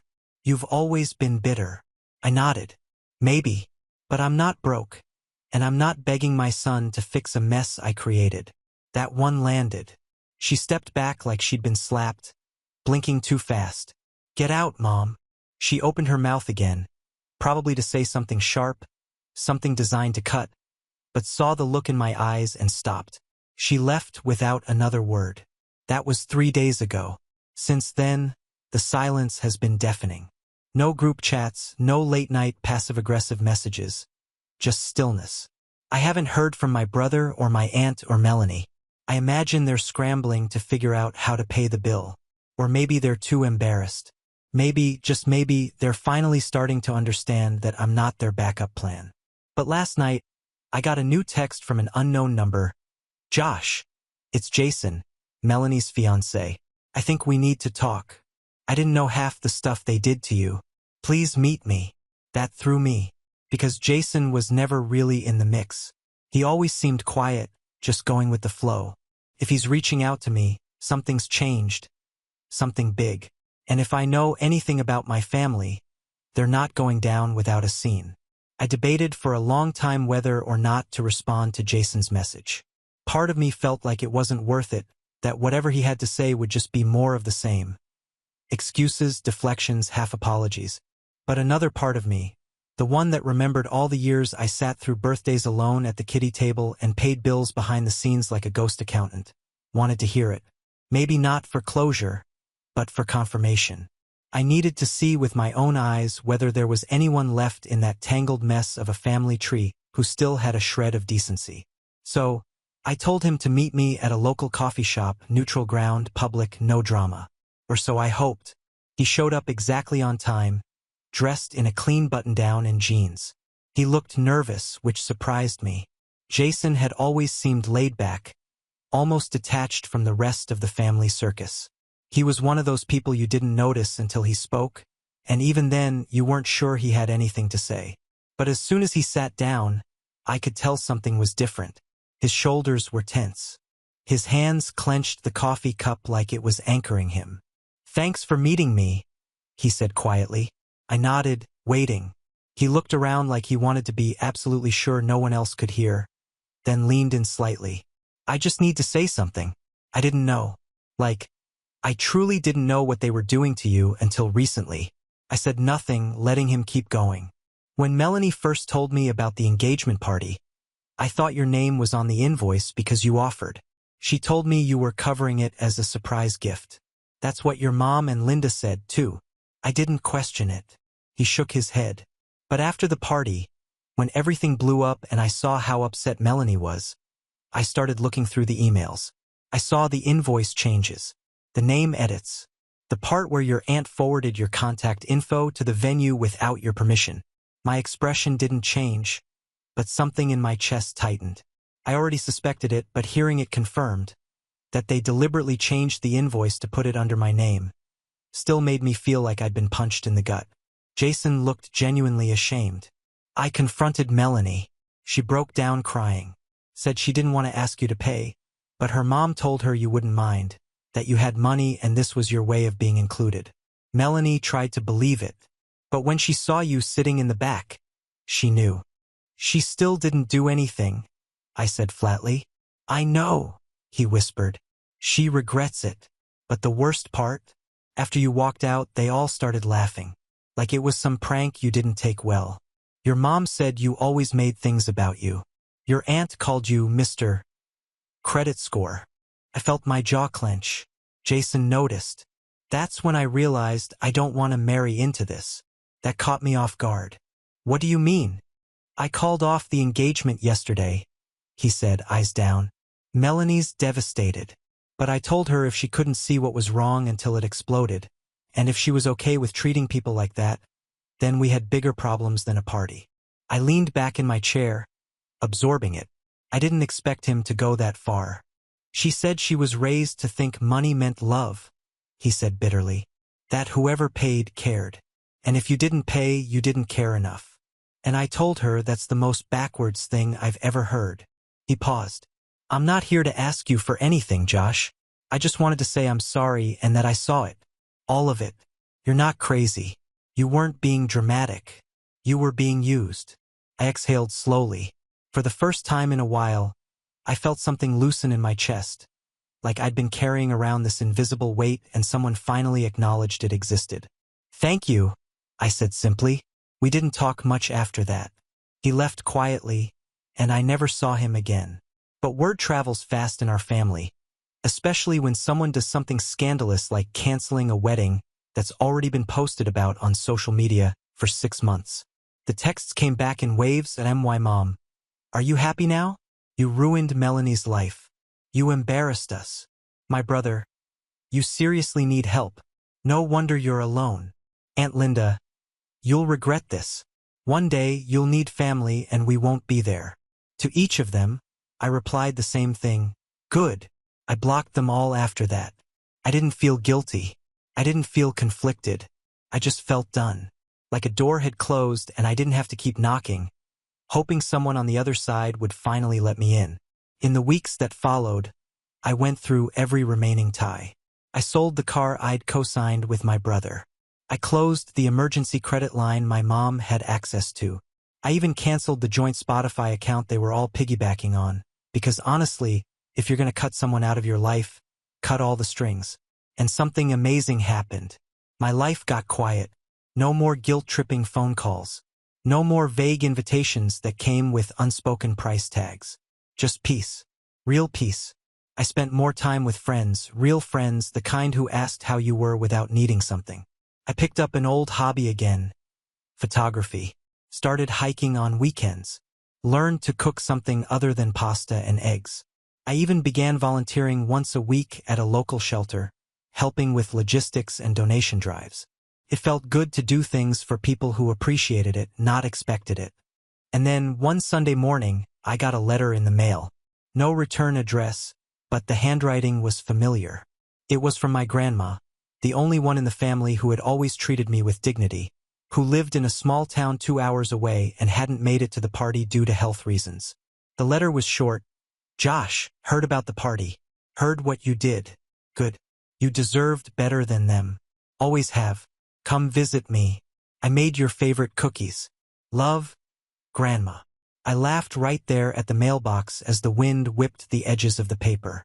And that night, I drove to her house with a smile on my face and a full tank of gas. Paid for with my own money for once. Just for me. No plastic forks, no kiddie tables, no bill at the end. Just a chair waiting by the fire next to someone who always knew my worth, even when the rest of them pretended not to. I wasn't the placeholder anymore. I was finally home. Now on to the next story. Story 5. My name's Evan and I'm 28 years old. I'm the kind of guy who's always been told family comes first. Maybe it was the way Mom raised us after Dad left, or maybe it's just something I clung to because it made life feel a little less cold. Whatever the reason, for as long as I can remember, I've been the one picking up the pieces whenever my younger brother, Sean, tore things apart. He's 26, old enough to know better, too young to care. Sean's always been a lot. He's the golden boy when things are good, the ghost when things fall apart. And I guess I was the idiot who thought if I just gave enough, supported enough, loved enough, he'd eventually grow out of it. Started small, the way these things always do. Hey man, I'm short on rent. Just this once. Text. A desperate call because he forgot about his credit card bill and his account got frozen. I told myself it was temporary. I told myself, everyone struggles a little in their 20s. But months turned into a year and the amounts got bigger. $200 here, $600 there, then $1,200 to fix his car. And every time, Sean had the same wide-eyed look of gratitude, promising, swearing this was the last time. I wanted so badly to believe him. It was about 3 days before New Year's Eve when he called again, this time while I was standing in line at the grocery store, arms full of stuff for a quiet little get-together I'd planned with a few friends. His voice was breathless, frantic. His car had been repossessed once before because he fell behind on payments, and he was about to lose it again if he didn't cough up $2,500 immediately. He begged, pleaded, said he'd be stuck without a job if he lost the car, that he was finally getting serious about his life. Against every bit of better judgment I had left, I wired him the money. I didn't even tell anyone.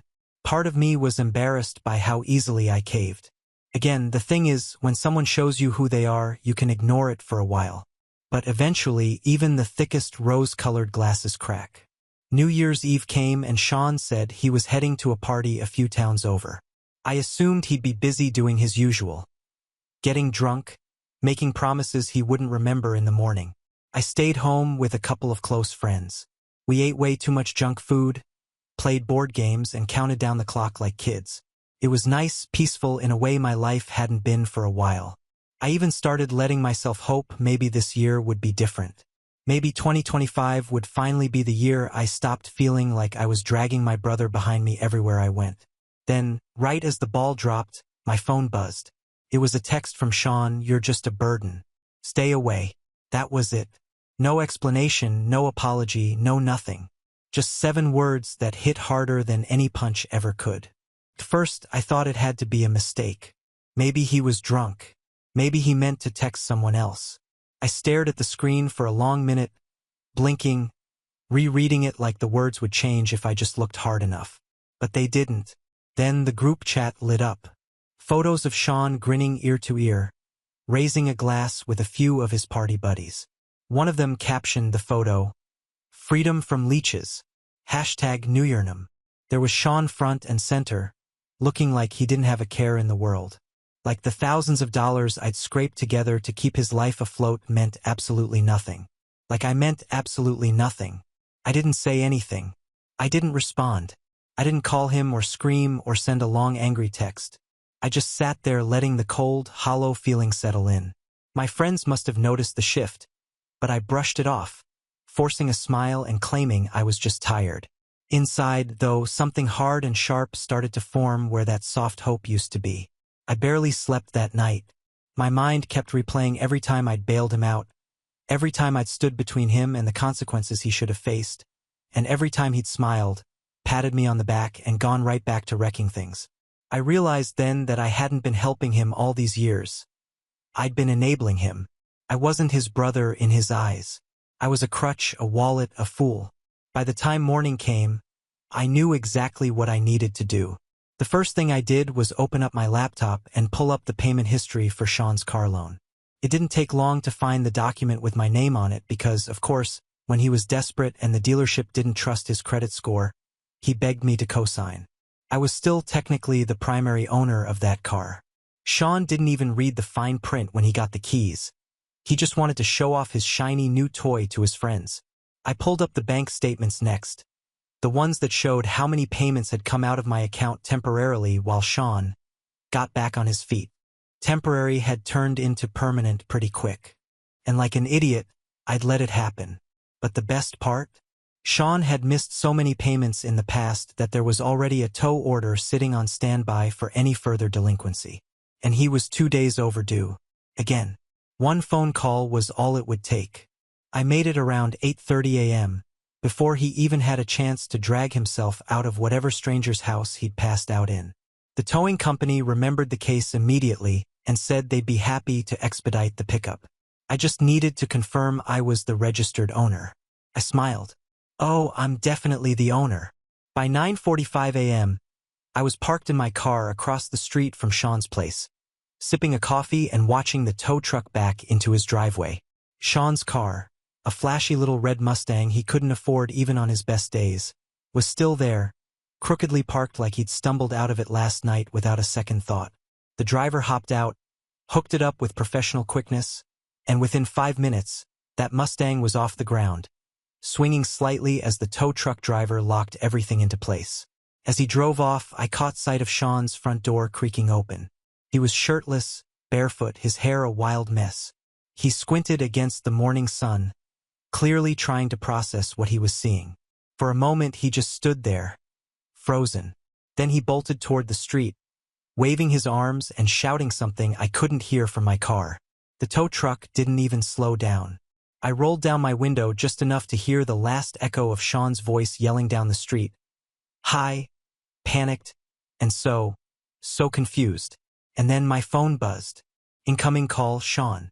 I watched it ring, let it ring again and then again. And when it finally went to voicemail, my screen lit up with his first text of the morning. Dude, where's my car? I set the phone face down on the passenger seat and leaned back, letting the warmth of the sun cut through the chilly morning air. For the first time in a long, long time, I didn't feel like the one carrying dead weight. I wasn't finished, though. Not by a long shot, because Sean's car was just the beginning, and the real storm was still on the way. I sat there for a few more minutes, just letting the feeling sink in. It wasn't happiness, exactly. It was calmer than that, like standing at the edge of a field after a fire's burned everything down. Charred, empty but free. A fresh start. My hands didn't shake anymore. My heart didn't pound. For the first time in years, I wasn't scrambling to fix Sean's latest disaster. I wasn't sprinting to catch pieces of a mess he made and left for me to clean. I was finally letting it all crash the way it needed to. When I got home, the real fallout began. Sean blew up my phone. 6 missed calls, then 12, then 19. A stream of texts came flooding in, starting with confused panic, spiraling into anger, and then rounding the corner into full-on rage. What did you do? Answer me. This isn't funny. I'm calling the cops. That one made me laugh. He could try. The title and the paperwork were all in my name. As far as the law was concerned, Sean had been borrowing my car for months and not paying for it. If anything, I was doing exactly what I had every right to do. Still, Sean wasn't the type to let facts slow him down. By noon, he was pounding on my apartment door. I didn't answer. I just sat at my kitchen table eating a sandwich, listening to the muffled thuds of his fist against the wood, the occasional yell of "open up," and "you're ruining my life," drifting through. I could picture him perfectly.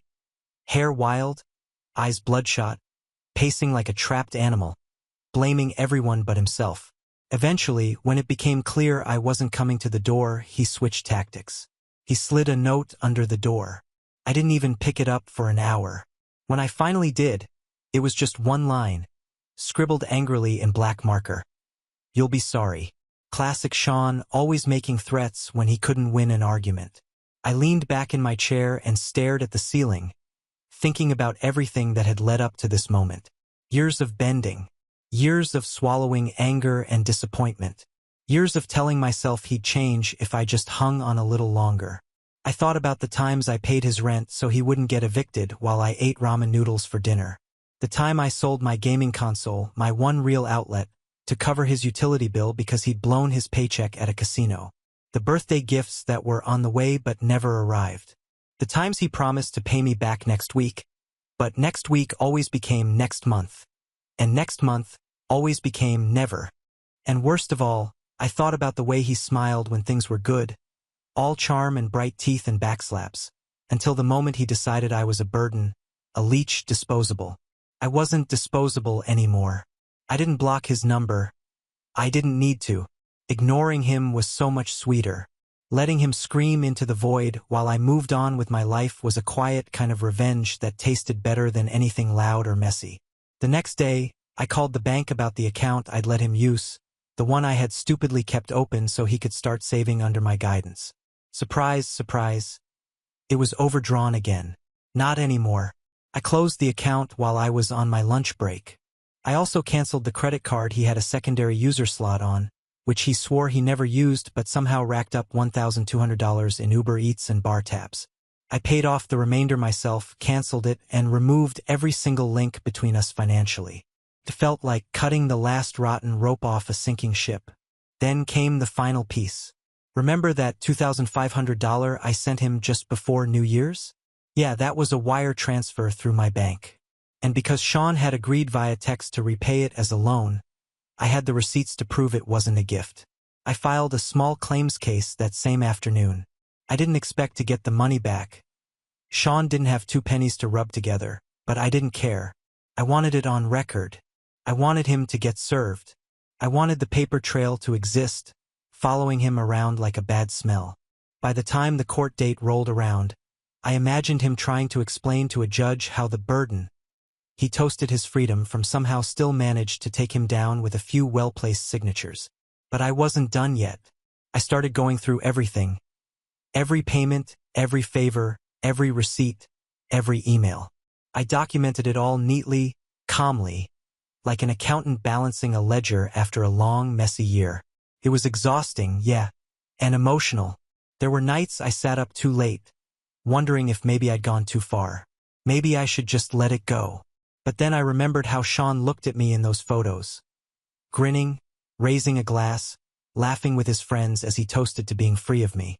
Free of the guy who kept his lights on. Free of the guy who put gas in his tank. Free of the guy who fought his battles when he was too weak or lazy to fight them himself. He didn't want me? Fine, I was done. The last piece, the piece that would really bring it all crashing down, fell into place a few days later when I got a very interesting piece of mail. It was a notice about Sean's insurance policy, the one that had been bundled with mine because I'd been trying to get him a lower rate. His policy was canceled, non-payment. I knew Sean couldn't afford his own insurance. I also knew he probably hadn't even noticed yet, but he would, especially when he found out that driving without insurance wasn't just a slap on the wrist in our state. It meant hefty fines, possible license suspension, and if he got pulled over or into any kind of accident, well, let's just say it wouldn't be pretty. I sat there on my couch, turning the envelope over in my hands, feeling the weight of it. It wasn't gloating. It wasn't even joy. It was relief. Relief that I didn't have to carry it anymore. Relief that Sean was finally going to face consequences. Real ones, for the first time in his life. And when the fallout finally hit, it was going to be spectacular. But first, I just had to wait. Wait for the next call. The next desperate knock at my door. The next text begging for help. And when it came, I'd be ready. It didn't take long. 3 days later, a little before noon, my phone lit up with Sean's name again. I didn't answer. I just watched it ring. The familiar knot of guilt that used to tighten in my stomach felt looser, smaller now. A minute later, a text popped up. Bro, seriously? I need your help. I set the phone down, face up this time, and went back to my coffee, letting him stew, letting him realize that the bridge he burned wasn't going to magically rebuild itself. Another minute passed. Please, man, I'm stuck. Got pulled over. No insurance. They're talking about towing again. I swear I'll pay you back. Come on. I almost laughed. Almost. The irony was just too perfect. He didn't even realize that there was no car for him to get towed anymore. The Mustang was long gone. The loan company had already put it up for auction 2 states away. As for his license, if they were checking his record properly, they'd see the outstanding violations he had racked up under my insurance umbrella without paying a dime. The kind of mess that doesn't just go away with a few apologies. Another text came in. Please, bro. I'm begging you. I don't know what to do. That's when it hit me. The desperation wasn't fake anymore. This wasn't one of Sean's usual crocodile tears. The ones he trotted out whenever he needed money or sympathy. This was real, raw, ugly. I should have felt bad. Maybe once, a long time ago, I would have. But all I felt was a grim sort of satisfaction. The kind that comes after years of being ignored, used, and tossed aside finally turn into a weight lifted off your chest. Another call. Another voicemail. This time he left one. I didn't open it at first. I just sat there for a while, staring out the window, watching the clouds roll by in slow, heavy clumps. The world felt different now. Quieter. Like I was no longer bracing for the next crisis to crash through my door. When I finally played the voicemail, Sean's voice sounded small, defeated. "Evan, man, please. I'm serious. They're saying I can't drive the car. They're saying they're going to tow it. I don't have anybody else. I swear I'll figure out a way to pay you back. Please, just this one last time. I know I messed up. I know I shouldn't have said those things. Just please don't leave me like this. I'm sorry." There it was. The apology I had waited for all these years. And it meant absolutely nothing. Because it wasn't real. It wasn't because he understood what he did. It wasn't because he realized how deeply he had hurt me. It was because he needed something. Again. Always. I didn't respond. Instead, I pulled up the app for my bank account. The fresh, clean one I'd opened a few days ago, and stared at the balance. Untouched, secure, mine. It felt like a symbol, a tiny, tangible sign that I had finally put myself first, that I wasn't the family ATM anymore, that Sean's mistakes weren't mine to fix. Later that night, out of pure curiosity, I checked his social media. I shouldn't have, but I did. And there he was, posting from the side of the road. A blurry, angry selfie with flashing police lights in the background. Some people only care when they need something. Guess I'm better off without fake family. #betrayed, #lesson learned. The comments were brutal. Most were from his party buddies who didn't know half the story but loved a chance to pile on. Some sympathetic, most just making jokes about getting wrecked or starting 2025 right by getting arrested.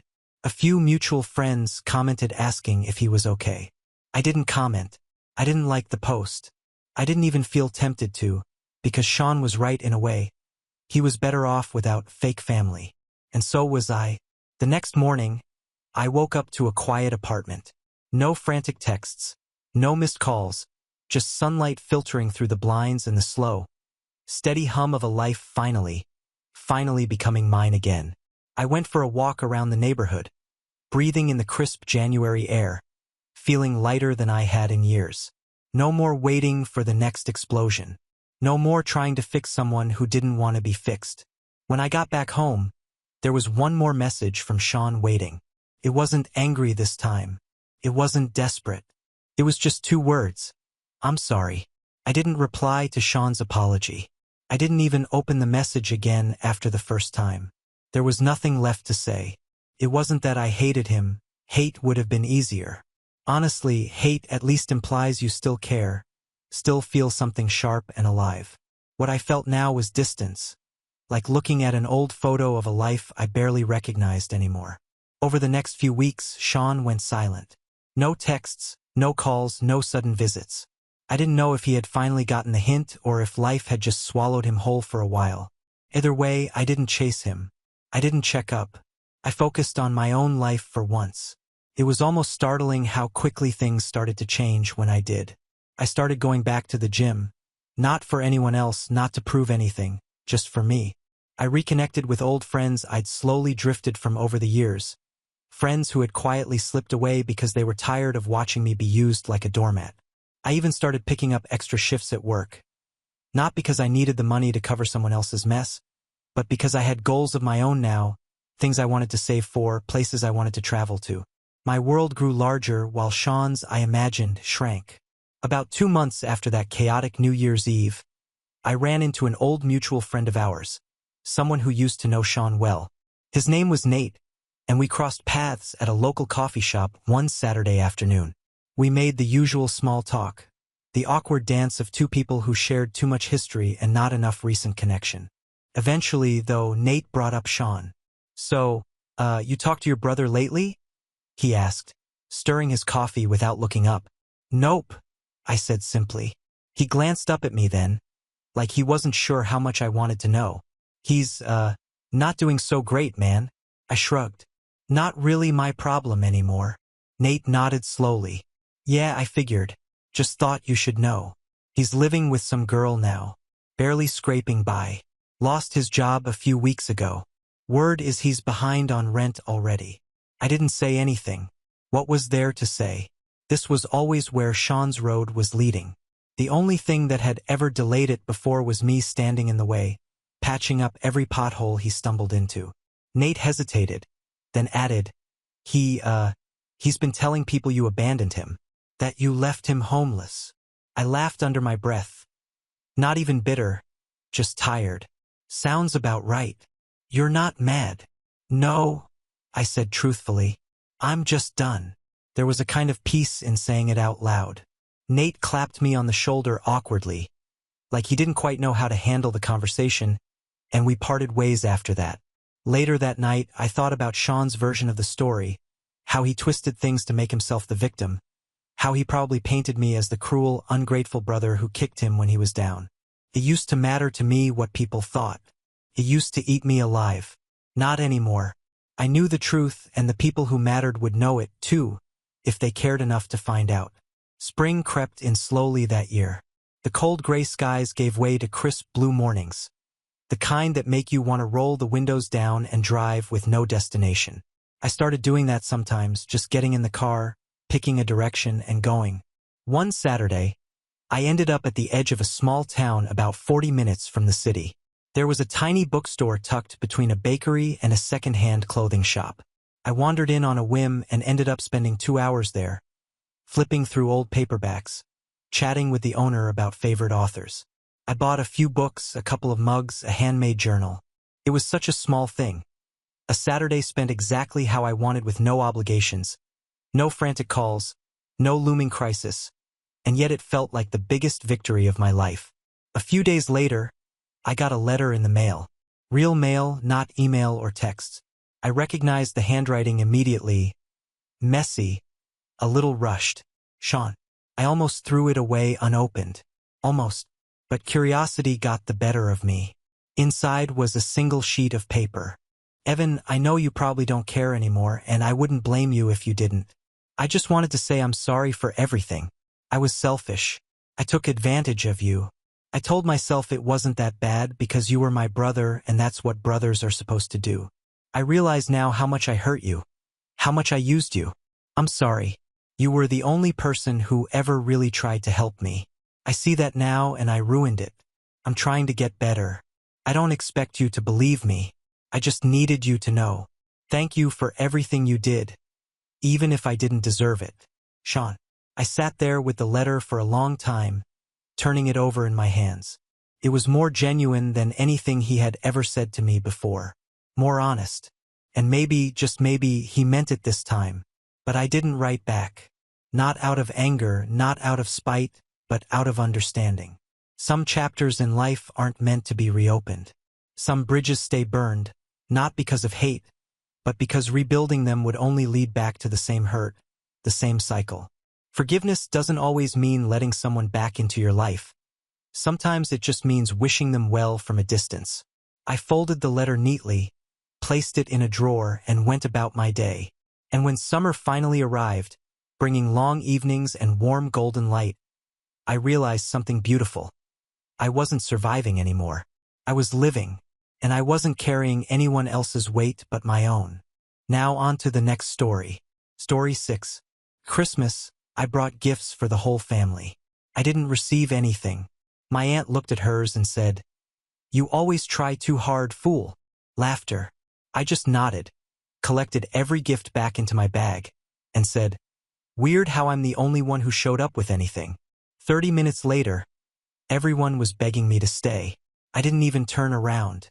I walked into my parents' house with a giant red bag full of gifts, like some kind of low-budget Santa who couldn't take a hint.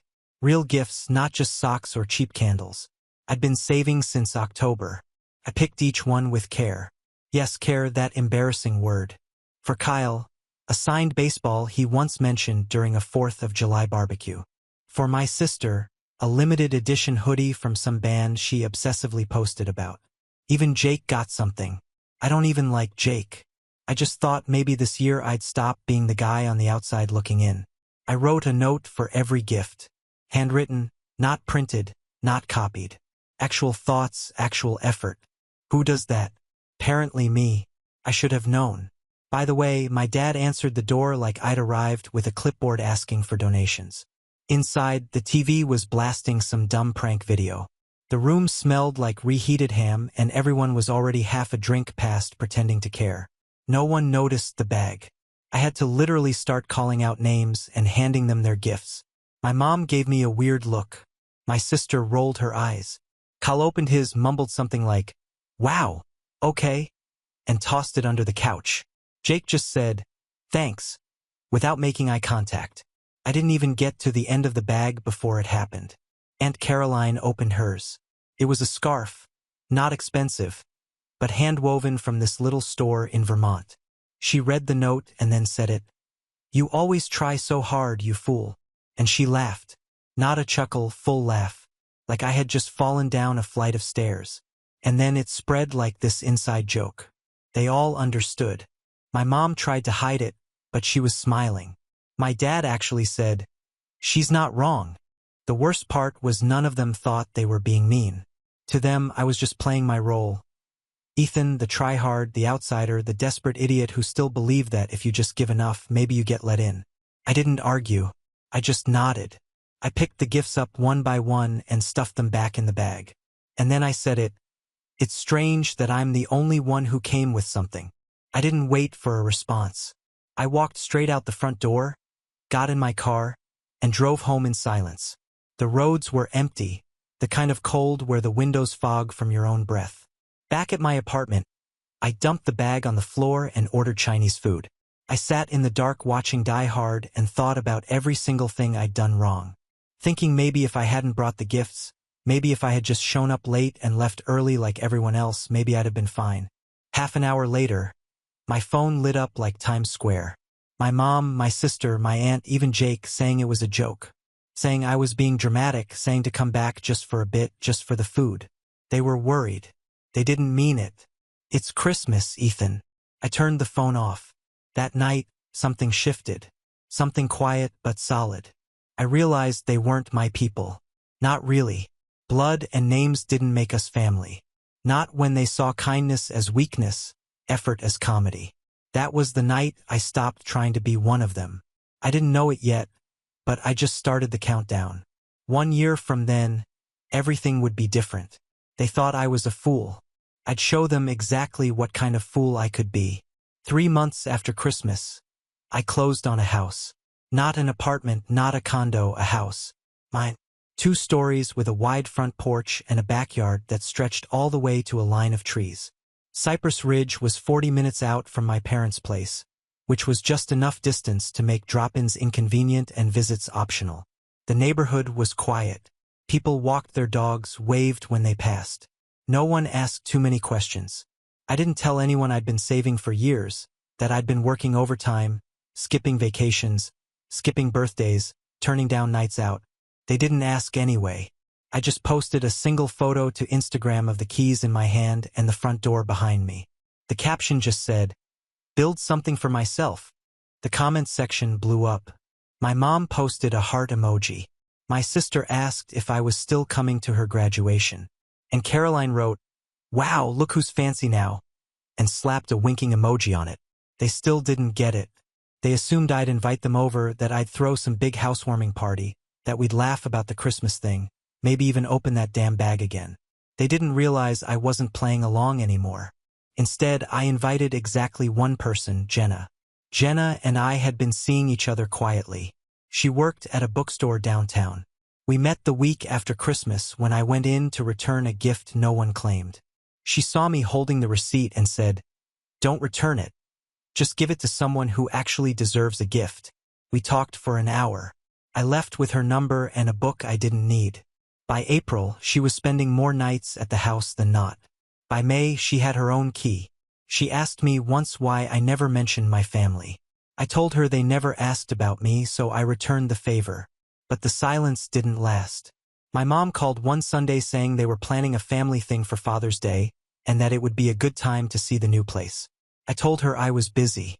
She said I could at least make time for my dad. I reminded her my dad hadn't spoken a word to me since Christmas, unless it was to complain that I'd overreacted. She hung up. A week later, my sister posted a TikTok about people who think buying a house makes them better than everyone else. She didn't tag me, but she didn't have to. Then came the emails, the calls from Aunt Caroline, snide comments about how I was acting too good now. How family doesn't give up on family. How I should remember where I came from. I remembered sitting in that living room holding a bag of unopened gifts while they laughed. I remembered being called a fool for caring. So I did what fools do. I started building a life without them.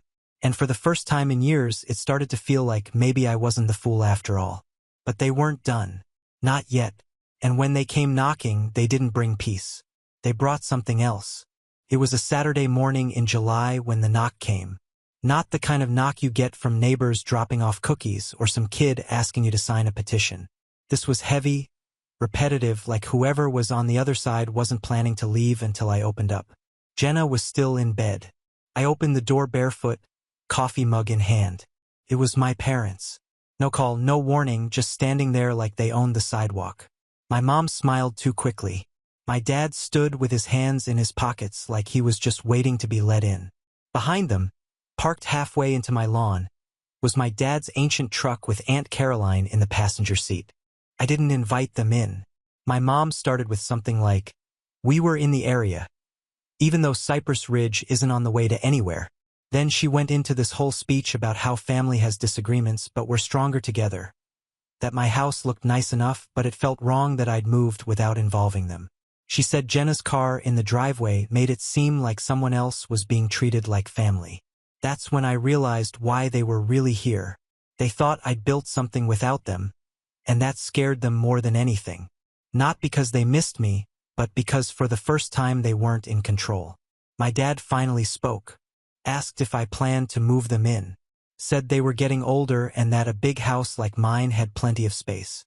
Even threw in a joke about finally having a reason to get out of their dump. I laughed. Not because it was funny, but because they actually believed it. I said, "No." Just one word. "No." My mom's smile dropped. My dad started listing reasons. How much they'd done for me, how it was only right, how my sister could take the guest room and he could build a shed out back for his tools. I shut the door. 2 minutes later, Aunt Caroline started banging on it. Full fists. Yelling my name, calling me ungrateful, selfish, disrespectful. I stood there in the hallway, not moving, letting her voice echo through the door like it belonged to someone trying to get into a place they never helped build. Eventually, they left. But not before slipping a folded note under the door. Said, "Blood is blood. You can't just replace us." Jenna found it and tossed it without asking. That night, I told her everything.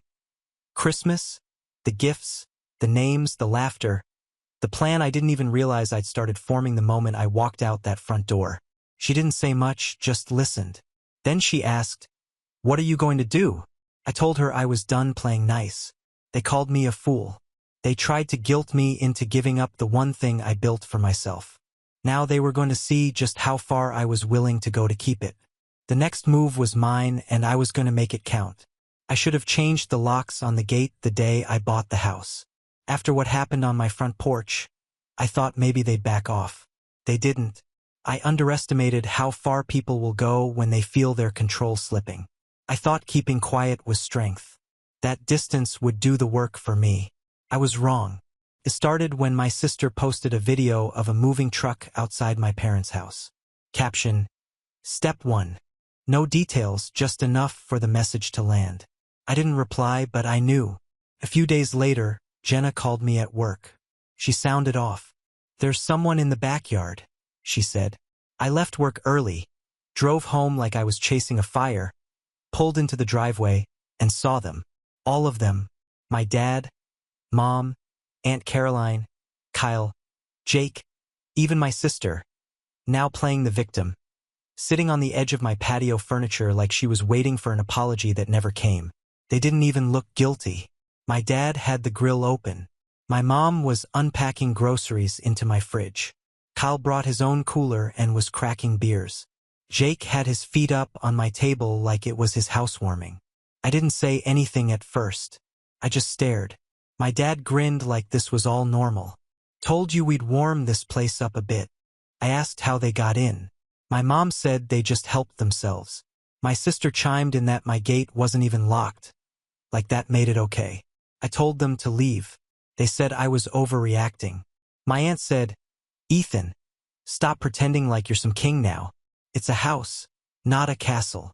I told her, "The difference is you don't invade someone's house." Jake laughed. "You going to call the cops on your own family?" Kyle said, "You think this is just yours now? You forget who raised you." I lost it. I walked over to Jake, told him if he put his boots on my table again, I'd break his toes. He stood up, taller than me, broader, but I didn't move. He called me a spoiled little rich boy, said I thought I was too good for the rest of us now. He shoved me.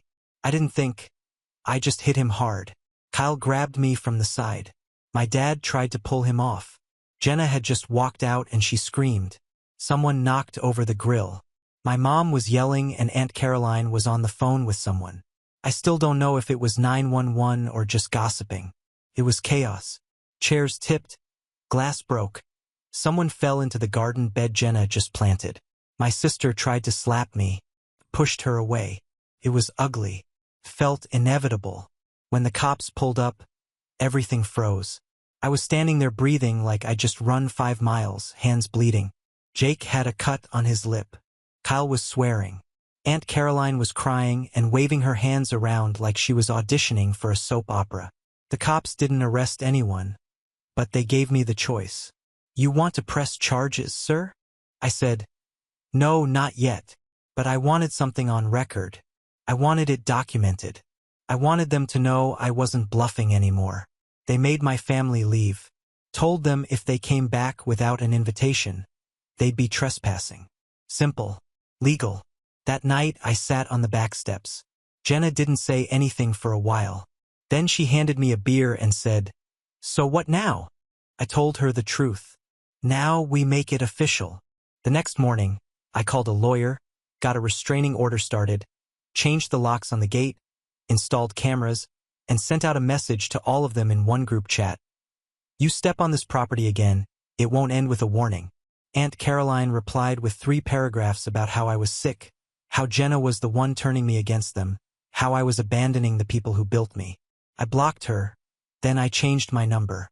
It was quiet for a few days. Too quiet. The kind of quiet, doesn't last. Took them less than 2 weeks to break the silence. After the backyard incident, I did everything right. Lawyered up, filed the paperwork, secured the property. The restraining orders were in place, cameras were installed, motion detectors, smart locks. I even added a reinforced fence along the back line of the yard where they dragged in their pathetic family barbecue ambush. And for a while it was quiet. Then it started. It began with the smallest things. Things you could almost explain away. The gate swinging open despite the new padlock. The garage door creaking in the middle of the night when we hadn't touched it in days. A faint smell of cigarette smoke near the tool shed, even though neither of us smoked. Jenna kept asking if I was sure I locked everything. I double-checked everything now. Paranoia wasn't a hobby anymore. It was routine. Then came the thumps. 3 spaced out, always from behind a wall. First in the kitchen, then the upstairs hallway, then the guest room. Always when Jenna wasn't around. At first, I thought maybe it was pipes, old house, creaking wood, normal stuff. But I knew it wasn't normal when I found the first note. It was in my closet, taped to the back wall behind the winter coats. I don't even use that section. It just said, "This place isn't yours." That night, Jenna didn't sleep. I stayed up watching the monitors, refreshing the feed every hour. Nothing. No movement, no figures, no vehicles outside. But someone had been inside the house. Then 2 days later, she found the second note. This one was worse. "You can change the locks, not your blood." It was slipped inside the dryer, tucked inside a folded t-shirt. A shirt I hadn't worn in months. Whoever did it hadn't rushed. They took their time. They walked through the house like they lived there. I called the cops. They came, walked around, took my statement, made noises about filing a report. said there were no signs of forced entry, told me maybe it was some friend playing a prank. I asked them if most friends leave threats in someone's underwear drawer. They didn't answer. I stopped leaving the house alone. I started checking the cameras every hour. I put a wedge under every door, a sensor on every window, but it didn't stop. It escalated. A light bulb exploded in the basement while I was down there, shattered inches from my feet. The next night, I heard footsteps in the attic. Loud, slow, like someone wasn't even trying to hide anymore. I went up there with the bat. Nothing, but the hatch was open. I never leave it open. Then I noticed something even worse. The wall panels in the guest room had been shifted by hand, like someone had unscrewed them, moved something, then put them back. I pulled them off one by one. Inside the insulation, wrapped in old plastic, I found the third note. Still think this life is yours to live? There was a photo taped to the back. One of me and Jenna from a distance sitting on the back porch, taken days ago. Someone had been watching us. That's when I knew this wasn't a prank. It wasn't about guilt anymore. This was about control, psychological warfare. They were trying to reclaim a space they never owned by convincing me I didn't belong in it either. And the worst part, it was working. I started dreaming in loops, waking up at 2:33 a.m. every night like clockwork. My skin would crawl just walking from room to room. I started talking less, eating less. Jenna kept trying to pull me back, weekend trips, date nights, game nights. But my head was in the walls, the doors, the windows, the crawl space. They had infected the house. And the one thing that scared me more than losing it was how far I was willing to go to take it back. They wanted a response. They were about to get one. I didn't sleep for 3 nights after finding that photo. I kept thinking about how close someone had to be to take it. The angle, the focus. It wasn't from the street. It was from the woods behind the fence. My woods. That photo wasn't a warning. It was a message. They weren't just watching. They were inside the edges of my life. Close enough to hear the music we played. Close enough to hear our laughter. So I stopped laughing. I pulled every camera down and replaced them with new ones. Hidden, smarter, with infrared. I bought a drone, started flying it around the property at random intervals. I created a new private cloud server just for footage and then I waited. Took 5 days. At 3:17 a.m. on a Thursday, I caught someone near the shed. They weren't wearing a mask. I recognized them instantly. Kyle. He was holding a small container. It looked like gasoline. I didn't call the cops. I watched him approach the side of the house, crouched near the wood panels. Then he turned, looked directly into one of the old cameras, one I hadn't used in weeks, and smiled. That's when I realized the camera wasn't for surveillance. It was bait. He poured the liquid but never lit it. He just stood up and walked away. That was the moment I understood. They weren't going to stop because this wasn't about making peace. It was about control. They didn't want me back. They wanted to own a piece of me forever, even if it meant destroying everything I built just to prove I couldn't build without them. So I made my final move. I sold the house. Didn't tell Jenna at first. She was angry when I brought it up, furious. Said we were giving up. But it wasn't giving up. It was removal, erasure, salt earth level cleansing.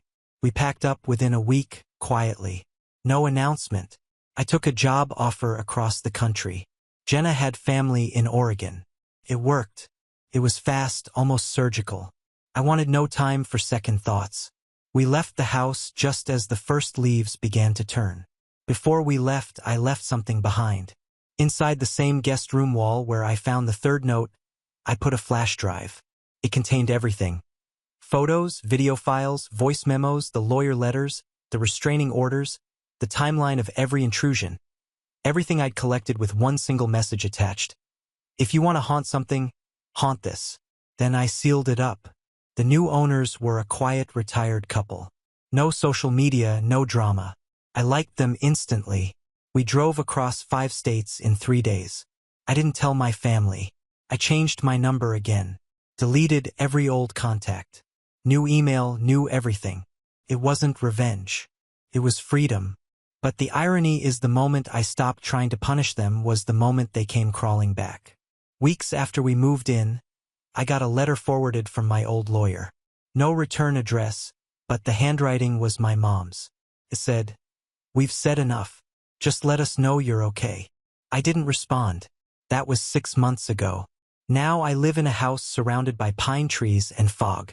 Jenna runs a tiny local bookshop. I work remote. I drink my coffee without checking the cameras. I don't hear knocks in the walls. I don't find notes in hidden places. And if I ever do, I won't stay because I finally learned family doesn't mean staying. Sometimes it means walking away so far they can't even find the road back. It had been 6 months since Jenna and I moved to Oregon. Life was peaceful. Quiet mornings with coffee on the porch, evenings filled with laughter, and no more shadows lurking in the corners. I had finally found the tranquility I longed for. Then one morning a letter arrived. No return address, just my name written in familiar handwriting. I hesitated before opening it, a knot forming in my stomach. Inside was a single sheet of paper. "Ethan, I know I don't deserve your forgiveness, but I hope one day you'll find it in your heart to let go of the past. Mom." I stared at the words, emotions swirling. Was this genuine remorse or another attempt to pull me back into their web? Over the next few weeks, more letters came. One from my sister, filled with apologies and memories of our childhood. Another from Aunt Caroline, surprisingly void of sarcasm, expressing regret for her past behavior. I didn't respond. Then a package arrived. Inside was a photo album titled Family Moments. Flipping through it, I saw pictures of birthdays, holidays, and vacations, moments I had long buried. Tucked at the back was a note. "We miss you. Please come home for Christmas." I felt a pang of longing, but also a surge of caution. Could I trust them, or was this another manipulation? Jenna noticed my turmoil. "You don't have to decide now," she said. "Take your time." I nodded, knowing that the decision would not be easy. The past had left scars, but perhaps, just perhaps, there was a path to healing. Dealing with manipulative family members is challenging. It's essential to set boundaries and prioritize your well-being. Sometimes distancing yourself is the healthiest choice. Now on to the next story. Story 7. I was working hard at 2 jobs to pay my sister's mortgage, but at Thanksgiving, she called my help cheap. I just replied, "Then I guess you don't mind paying it alone." Her face turned pale, but then my parents took her side. "How dare you say that? They need it." I went and stopped paying. 8 days later, my parents were standing at my door, begging me, shouting, "Help her!" It all started with a phone call on New Year's Eve. I was walking home from the bar, the cold cutting through my jacket like razors, and my sister was crying so hard I couldn't understand her for a whole minute. I thought something had happened to the children, but it wasn't. Her husband, Rick, had left just like that. No argument, no warning. He took the car, emptied her bank account, and left a note taped to the microwave. He said he couldn't do it anymore. Said he had to find himself. I remember thinking he'd always been the type to lose himself in a bottle, so it wasn't a surprise.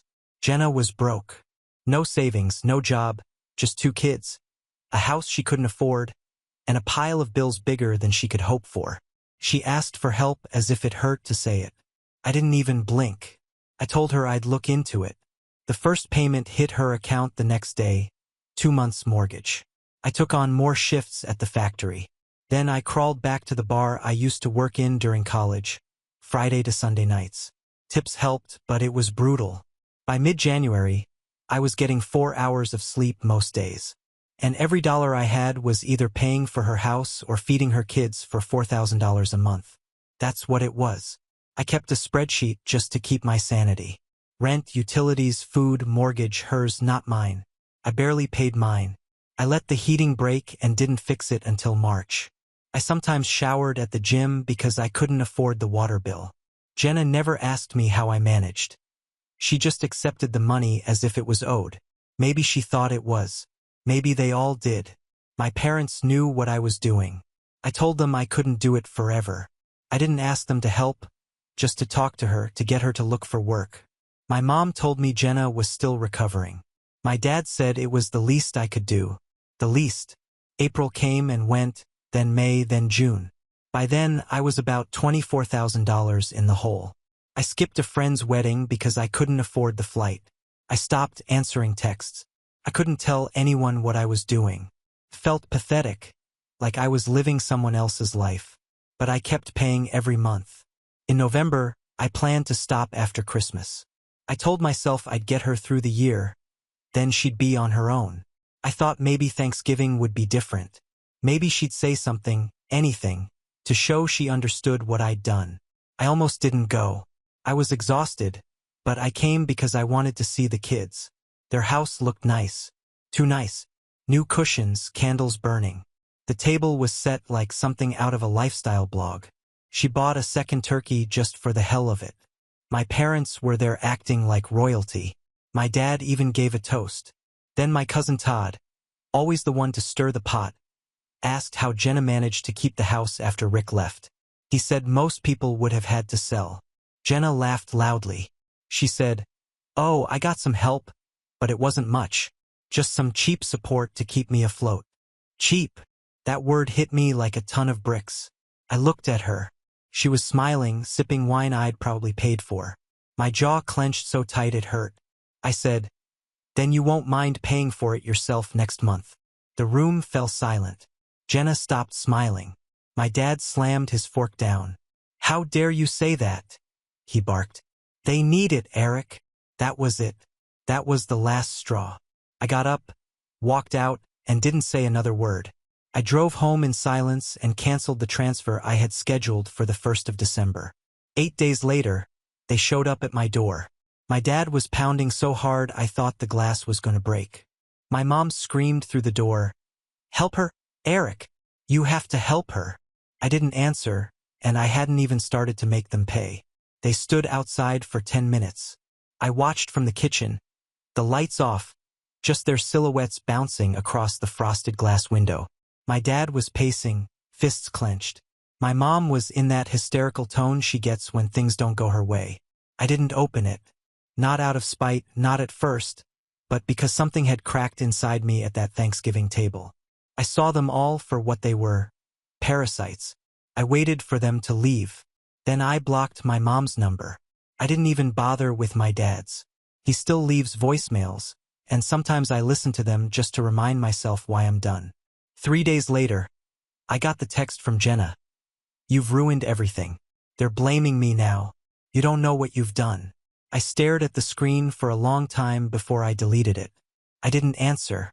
She followed it with another, "You're disgusting. This is over $4,000. That's nothing to you." Nothing. By now, I was deep in the red. I had taken out a loan in July just to keep her going. I never told her. Never told anyone. The bar job wasn't enough, and the factory had cut our hours after a contract was canceled. I was running on fumes. But yeah, sure, $4,000 a month for 8 months was nothing. So I replied, "Then you won't mind paying it back." She didn't answer. The next week, my boss at the bar told me that 2 guys had come in asking questions. They said they were just curious if I was okay and mentioned they were Jenna's uncles on her husband's side. I knew it was a lie. Rick was an only child. That was my dad pulling strings, trying to scare me. I laughed when I heard it. I thought it was pathetic until someone keyed my car. That's when I knew it was escalating. I didn't have a garage and my car was parked in the same spot every night, right under a streetlight. Bright red letters across the driver's door, "Leech." I filed a police report. Nothing came of it. I knew it wouldn't. A week later, I found out my credit score had dropped 120 points. Someone had opened 2 cards in my name and maxed them out in 1 day. I had alerts on my accounts, but they were good, using an old address, calling the company, claiming I was traveling. I knew it was them, not Jenna. She wasn't smart enough to pull that off. But someone on their side, someone my dad knew. He worked in insurance. He knew how to work the systems. So I stopped playing defense. I went on the offensive. First, I pulled every bank record I had. Every wire transfer, every email, every Venmo request, every message from Jenna asking for help. I put them in a neat folder and sent it to her mortgage lender. No explanation, just documentation. Let them know who'd really been paying. Then I called CPS. I told them there were bottles in plain sight at family gatherings. I told them Jenna had driven her children away after drinking twice. Once from a birthday party, once from the lake. I said I had reason to believe the house wasn't safe. I didn't give my name, just facts. They turned up 2 days later. Jenna called me from a number I didn't recognize, screaming. I let it ring, then I blocked it. The fallout was swift. Her friends began to pull away. Her job search hit a wall. Schools started to keep a closer eye on her. And my parents, they started showing up at my flat again. Not to beg, to threaten. And they had no idea what was coming. They started parking across the road. I first noticed it on a Thursday night around 11:30. I'd just come back from the bar and was walking up to my building when I saw my dad's old Buick sitting under the streetlight. Lights off, engine running. I stood there staring at it for a full minute before I went inside. The next night it was my mom's car. They weren't trying to talk anymore. They wanted to intimidate me. I knew my father well enough to know how he played these games. He liked pressure. He thought if he showed up enough, made enough noise, guilt would do what begging hadn't. I didn't break. Instead, I became quieter. I stopped parking in my usual spot, started walking out the back in trance, let them sit there and waste their petrol. I started to document everything, dates, times, photos. I wasn't stupid. I knew where this could lead. Then came the visit to my workplace. It was a Saturday. The bar was packed, the music loud. I was in the middle of pouring a whiskey sour when someone leaned over the bar and said, "Your family's outside. They're making a scene." I stepped out into the alley. There they were, my mom, my dad, and Jenna. All three of them. My mom was crying. My dad looked like he wanted to punch someone. Jenna had that look she used to give teachers when she wanted to get out of trouble. "You're ruining us," she said. "You're ruining everything." I asked her if they were finished. I told them if they ever showed up at work again, I'd take out a restraining order. My dad lunged. He didn't hit me, he wouldn't do that in public, but he came close. I didn't flinch. The bouncer came out and told them to leave. They did, eventually. The next morning, I woke up to find that my electricity had been cut off. They had reported a vacancy to the electricity company using my name and flat number. They said I'd moved. Took me hours to get it fixed. I had to bring in my ID, my lease, the whole mess. That's when I realized something. They would never stop. Not because they needed help. Not even because of Jenna. They did it because I said no. Because I had finally stopped carrying the family on my back. And they couldn't stand the thought of me walking away. So, I started planning something that would make them stop for good. I found out that Jenna hadn't told her mortgage lender that Rick had left. On paper, he was still a part owner, still legally responsible, which meant she was committing financial fraud every time she put off a payment because of hardship. I sent a package to the bank. Photos of the house, screenshots of texts where she admitted Rick was gone, a copy of the note he'd left. She'd sent it to me months ago, crying, trying to explain how scared she was. And then I waited. A week later, the call came from Jenna. "You stupid a hole. They're freezing my account. They're repossessing the house." She was shouting. Her voice broke halfway through the call, but I just listened. She hung up before I could say anything. The next day, the car across the street was gone. But I wasn't finished. My revenge hadn't really begun. After that, it got quiet. Too quiet.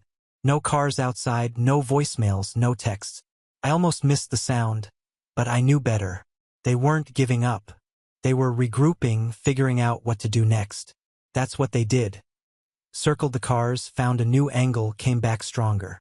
So I stayed ready. I kept working, saving, watching. I moved half my money into an account under a different name. Changed the locks on my condo. Started the paperwork to transfer to another plant across the country. I'd had enough of this city, this state, this family. But I had one more step to take. I started digging. Rick, Jenna's charming runaway husband, had a past he kept quiet. Petty theft, drunk driving, a gambling debt he skipped town on. Nothing major, but enough to ruin someone's ability to get a loan or custody. I made a burner profile on Facebook and added him as a friend from high school. It took about 2 days of fake messages before he started responding. He was in debt badly and desperate. I offered him a deal. Contact your old mortgage lender, I said. Tell them you didn't approve the loan forbearance Jenna requested after you left. Tell them you were never consulted. That she falsified your information. He balked at first, but then I sent him $500 just to get him to pick up the phone. 2 days later, he did. That's when the dominoes started to fall. The bank opened a fraud investigation. They froze the mortgage account. They put a temporary hold on the title to the house. Jenna got a letter in the mail, then a phone call, then a visit. She called again, crying. Said they might repossess the house. Said the kids were scared. Said she didn't understand what was going on. I didn't answer. Then I got a call from my father. We know it was you. I let him talk. He said I was evil, that I was punishing children, that I was breaking up the family. Then he made a mistake. He threatened to ruin me. Said he still had a copy of my Social Security card. Said he could make my life very, very difficult. So I took the final step. I printed everything. Every wire transfer, every email Jenna sent asking for help, screenshots of her texts calling me cheap, my dad's threats, the photos of her cars outside my house, the CPS report, the mortgage fraud. And I sent it all to the IRS, to the bank's fraud department, to the school board where Jenna had just applied for a part-time assistant job, and to my parents' HOA where my dad had just been elected treasurer. Then I packed my bags. I left that weekend and drove 14 hours straight across 2 states to my new apartment. Different name on the lease, different job, new phone number, new email. Blocked everyone from my old life. They tried to call. I didn't answer. They sent letters. I never opened them. Months later, I heard through a mutual friend that Jenna had lost the house. My parents had to take money out of their retirement account to cover her debts. They sold their car and moved to a smaller place. But I didn't care. That was the price. And in the end, it wasn't me who paid it. I was gone almost 6 months before I heard anything. New state, new apartment, new job at a quieter manufacturing plant that didn't drive me crazy. I'd stopped bartending, started going to the gym again, and even got a dog. A mutt from the pound that didn't care about my past and just wanted to chase squirrels. I slept through the night for the first time in years. The silence was golden. No drama, no guilt, no messages dripping with manipulation. I didn't think about her much anymore. When I did, it was like remembering a bad dream. Distant, fuzzy around the edges. I didn't hate them. I just erased them from my world. Then, one morning in March, I got a letter. No return address. Just my name, my new one, printed in shaky handwriting. I hesitated, but I opened it. It was from Jenna. No apology, not really. Just a few scrawled paragraphs about how hard things had gotten. She said she was living in a 2-bedroom rental on the outskirts of town. The kids were adjusting. Her car had been repossessed in January. She mentioned that CPS had come back again after a neighbor reported screaming and something about broken glass. She did not ask for anything, which surprised me. But she did say this, "I'm not saying you were right, but I understand now." I read that line over and over. Then I threw the letter in a drawer and didn't think about it again. A few weeks later, I ran into someone at a gas station who recognized me from back home. A guy named Drew. He worked at the same plant I used to work at. He was passing through. We talked for 5 minutes. I kept it superficial. Before he left, he said, "Your old man's not looking too good. I think all that crap with your sister has messed him up. They say he's sick now. Real sick." I didn't ask what kind. I nodded, paid for my gas, and drove away. A few days later, I got a message on my work email. It was from an old high school friend I hadn't talked to in years. "Did you hear your dad is in the hospital?" That was all it said. Nope, I hadn't. And I wasn't going to, because there's a difference between forgiving and forgetting. I didn't hate her anymore. I didn't need to get even. I'd already won. They taught me something I'll never forget. That sometimes family doesn't break you. It just shows you who you really are when you finally stop bleeding for people who wouldn't give a damn about you. And I liked who I'd become without them. Came in an email. Subject line, "Family reunion, just come once." It was from my cousin Michelle. We'd never been close, but she was the kind who liked to pretend that everyone still got along no matter how many fires had been set behind the scenes. The message was all sunshine. "Everyone will be there," she wrote.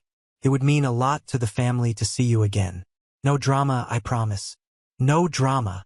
That part made me laugh. I stared at the screen for a while. I didn't owe them anything.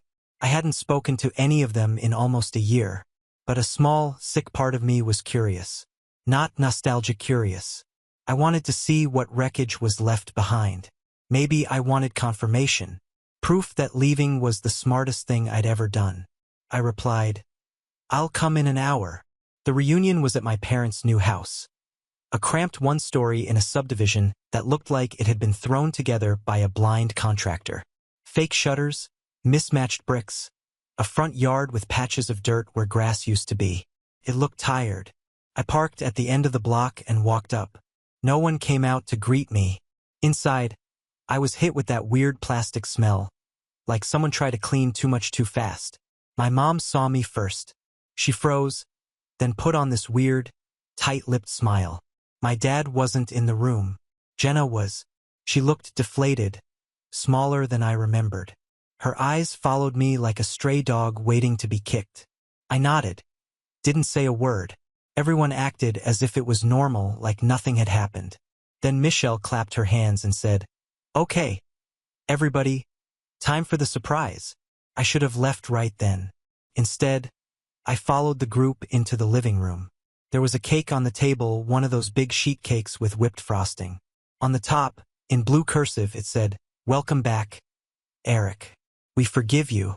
I laughed loudly. Real, gut-wrenching laughter. The room fell silent. My dad just walked in, skinny, pale. He didn't say a word, just nodded like this was some sacred ritual I should take seriously. I pointed at the cake. "Do you forgive me?" No one answered. I stayed for exactly 7 minutes. Didn't eat. Didn't sit down. Just looked around at these people who had bled me dry and now had the audacity to pretend they were the ones offering me salvation. As I walked out, I heard Jenna say, "He hasn't changed." And she was right. I hadn't, but they had. They had become a joke. And I was done laughing. 2 weeks after that ridiculous cake, I finally felt like I'd washed the last bit of it off of me. I'd gotten back into a rhythm. Work, the gym, weekends with my dog by the river. I even started dating. Quiet girl, good energy. She didn't ask about my past, and I didn't offer. It felt good to be just a name and a face without the baggage.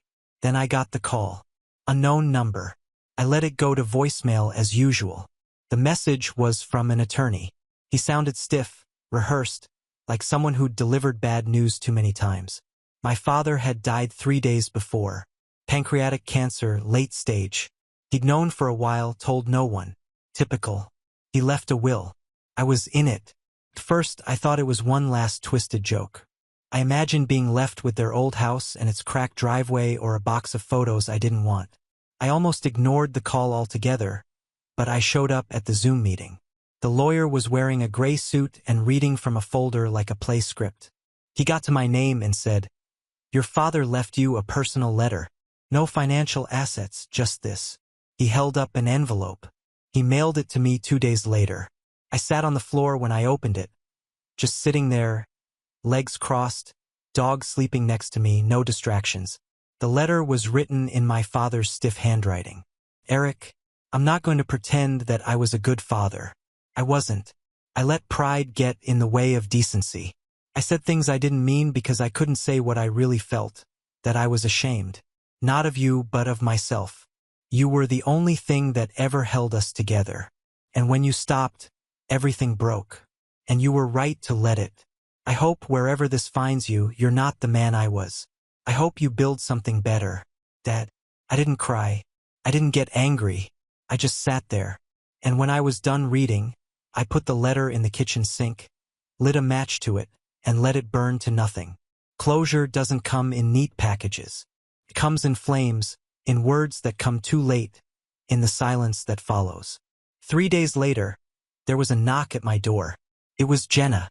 I hadn't seen her since the reunion. She looked exhausted, smaller somehow. She didn't ask to come in. She just handed me an envelope and said, I owe you this.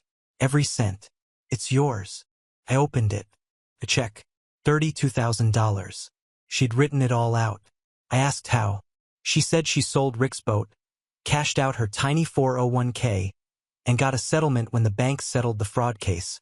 Called it a mutual mistake. No fees, just paperwork. She got 2 part-time jobs. Said she started therapy. Said she knew it didn't make her a good person, but maybe it made her a better person than she had been. I don't want your forgiveness, she said. I just want this to end. I nodded, picked up the envelope, and closed the door. I never cashed it. Instead, I donated it to a nonprofit that helps men leave toxic family situations. I wrote for those who stay too long in the memo line, and then I packed. The following week, I left the state for good.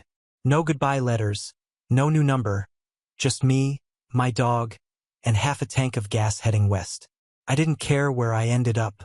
Somewhere quiet, somewhere where no one knew my last name. Sometimes I checked my old email just to make sure nothing important got lost. A few days ago, I saw one from Michelle. Subject line, Mom's not doing well. She misses you. I didn't open it. They keep sending messages. They reach out with soft hands and sharp fingers. But I've learned to let the silence be louder than their noise. I built a life out here. One where no one calls me cheap. One where I don't wake up wondering who needs saving. I saved myself. And I never looked back. Now on to the next story. Story 8. I saved cash for 2 years to buy a new car for my dad for his 50th birthday. But I heard Dad say to Mom, I wish this idiot had never been born. I left home that day. A week later, Dad begged me. I was 23, still living at home, still trying to earn respect from 2 people who probably never wanted me around in the first place. Carter and Dana. I used to call them Dad and Mom. But that stopped the night I heard what they said. Something shifted after that. They lost the last bit of respect I had for them. Once that's gone, so is the title. You don't call someone Dad after he says he wishes you'd never been born. For 2 years, I worked my ass off. Full-time job at a warehouse, freelance coding gigs at night, barely sleeping, just saving. Every spare dollar went into a fund I kept secret. I had this plan. Carter's 50th birthday was coming up, and I was going to surprise him with a brand new Mustang.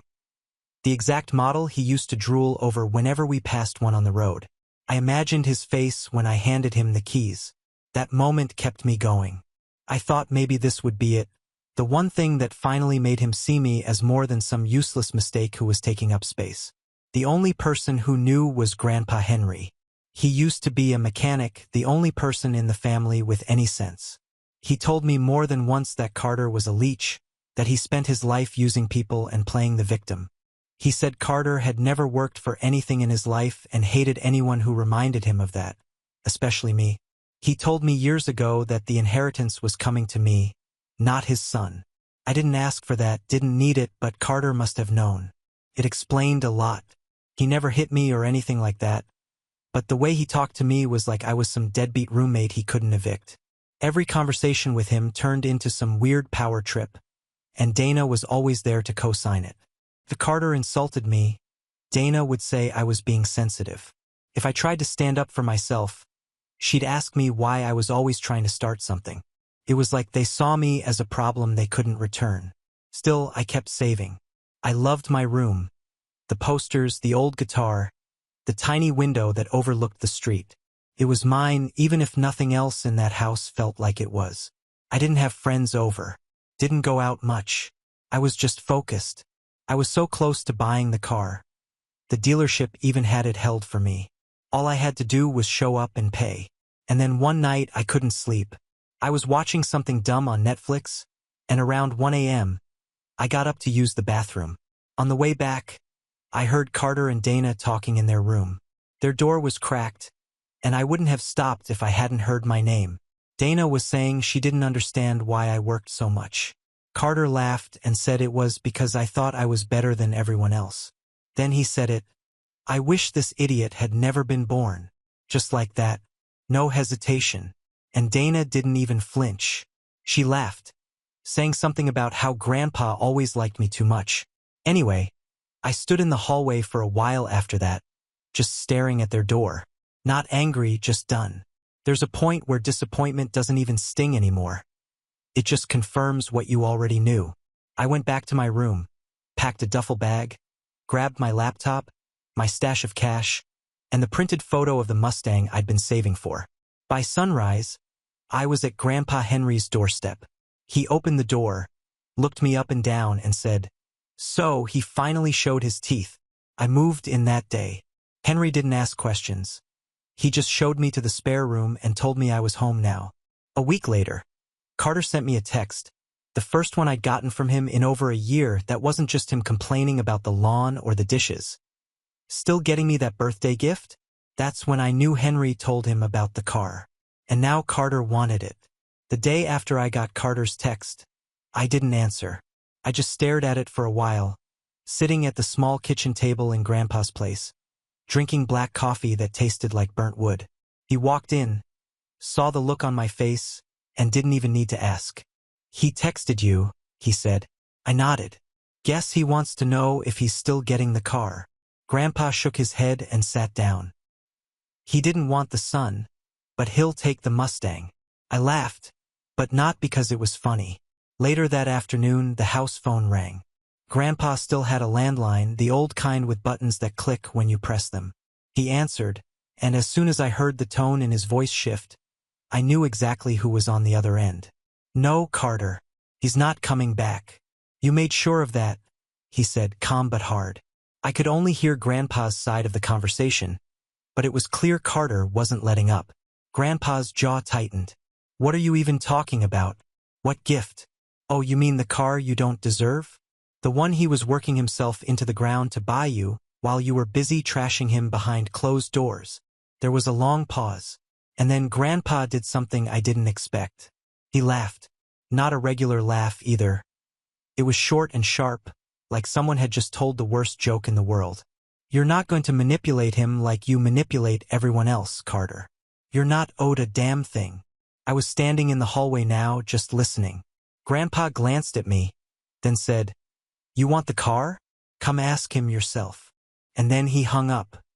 "He'll be here in a couple hours," Grandpa said. "Pack your pride." I didn't say anything. I went back to my room and stared at the photo of the Mustang again. The idea of Carter actually showing up, standing in front of me asking for something, felt like a glitch in reality. He'd never asked me for anything in my life. He only demanded. Around 5 p.m., a car pulled up, not his, Dana's. I watched from the window as Carter stepped out in some wrinkled button-up like he was going to a job interview. Dana stayed in the car. Of course she did. He rang the doorbell. Grandpa didn't move, just looked at me. "You want to open it?" I did. Carter was standing there trying to look composed. It was like watching a man try to swallow a pill 3 sizes too big. We stared at each other for a second.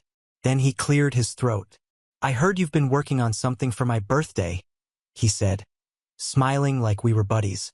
I didn't answer, just turned and walked into the living room. He followed me, glancing around the house like it offended him. Grandpa sat back in his recliner, arms crossed. "Go on, Carter. Ask him what you came here for." He didn't like that. I could see it in his jaw, but he swallowed it. I heard you were buying a car," he said, turning to me. "And I thought maybe, considering everything, you'd still want to give it to me." I raised my eyebrows. "Considering everything?" "Look," he said, "I know we've had disagreements." "Disagreements?" I said. "You mean like when you told Dana you wish I was never born?" He blinked, didn't answer. That silence was louder than anything. "I was going to give you the car," I said. "I had it reserved. All you had to do was not spit in my face behind closed doors." "You can't take back a gift," he said, desperate. "Now, that's not how this works." "It's not your gift anymore," Grandpa cut in. "You burned that bridge. Now go home before you embarrass yourself further."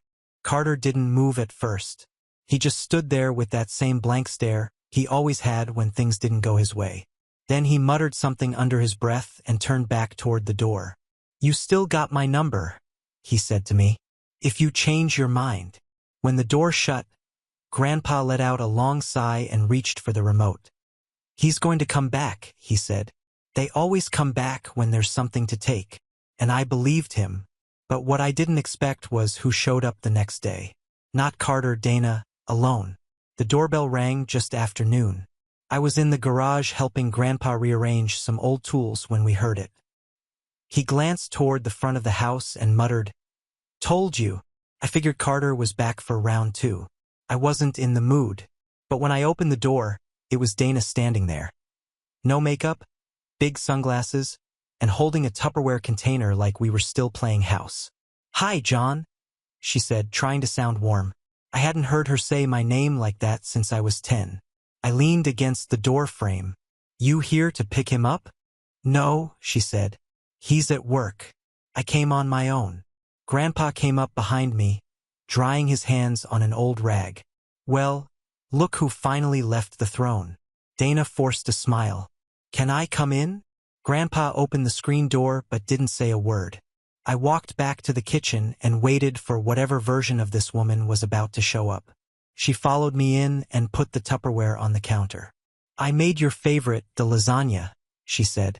"Figured you might miss a little home cooking." I looked at it like it was evidence in a crime scene. "We both know you haven't cooked anything for me in 3 years." She paused. "I'm trying, John." "To do what? Rewrite the last decade?" "I know Carter hurt you. He shouldn't have said what he did. He didn't say it to me. He said it about me. To you, and you laughed." She went quiet, probably rehearsing some lines she came up with in the car. She glanced at Grandpa, but he just shook his head and poured himself coffee. "I didn't mean it like that," she finally said. I crossed my arms. "Then how did you mean it?" She looked like she was about to answer, but nothing came out. "You know, if it weren't for Henry, I'd still be in that house thinking I was the problem." "You were never the problem," she said too quickly. "Carter he's under a lot of pressure." "There it is," Grandpa muttered. "That damn excuse again." Dana turned toward him. "You think I don't know who he is? I've been married to the man for almost 30 years. But he's still my husband, and he's still your son. Doesn't mean I'm blind." There was a long silence before she spoke again. "He really thought you'd still give him the car," she said, looking at me. "He's been looking up Mustangs online, picking out colors." I didn't say anything. "He's angry now, but he'll get over it eventually." "Why are you really here?" I asked. She blinked. "If this is just about damage control, you can leave the lasagna and go." Dana stepped back like I'd slapped her. Then she straightened up and gave me the first real look I'd seen from her in years. "He's losing it, John," she said. "Your grandfather telling him you were getting everything. That didn't sit well. You know how he is." "That's why you're here," Grandpa said. "You're not here for him. You're here for yourself." She didn't deny it. "I just don't want this family falling apart." I laughed. "It was never together." She stood there a second longer, then turned and walked out. Didn't even take the lasagna. After the door closed, Grandpa and I sat in silence for a while. Then he said something I didn't expect. "She's scared," he said, "because deep down she knows it's over. Not just the car. Everything." That night, Carter called again. I let it ring. But the day after that, someone else showed up. Uncle Travis. When I saw Uncle Travis's old Dodge pull into the driveway, I knew something was up. He wasn't the kind of guy to just drop by. He lived 3 towns over, hated traffic, and always said gas was too expensive to waste on unplanned visits. He got out with a grin, sunglasses on and 2 coffees in hand, as if he knew we'd be in the garage. Well, he said, handing me one. "Heard you caused a little earthquake in Carterville." Grandpa laughed from his workbench. "Are you here to see the aftershocks?" "Hell no," Travis said. "I came to help finish the demolition." Uncle Travis was the only sibling Carter had, and the 2 of them couldn't be more different. Travis ran a small contracting business, worked hard, raised 2 kids on his own after a divorce, and never once complained. He and I always got along. He used to slip me $20 every vacation when I was younger and say things like, "Don't let your old man convince you you're worthless." He sat down on the stool next to me and took a drink. "So, let me get this straight. You worked for 2 years to buy him a car. And the night before you were about to change his life, he tells Dana he wishes you were never born. Pretty much, I said. And she laughed. I nodded. Jesus Christ, he muttered.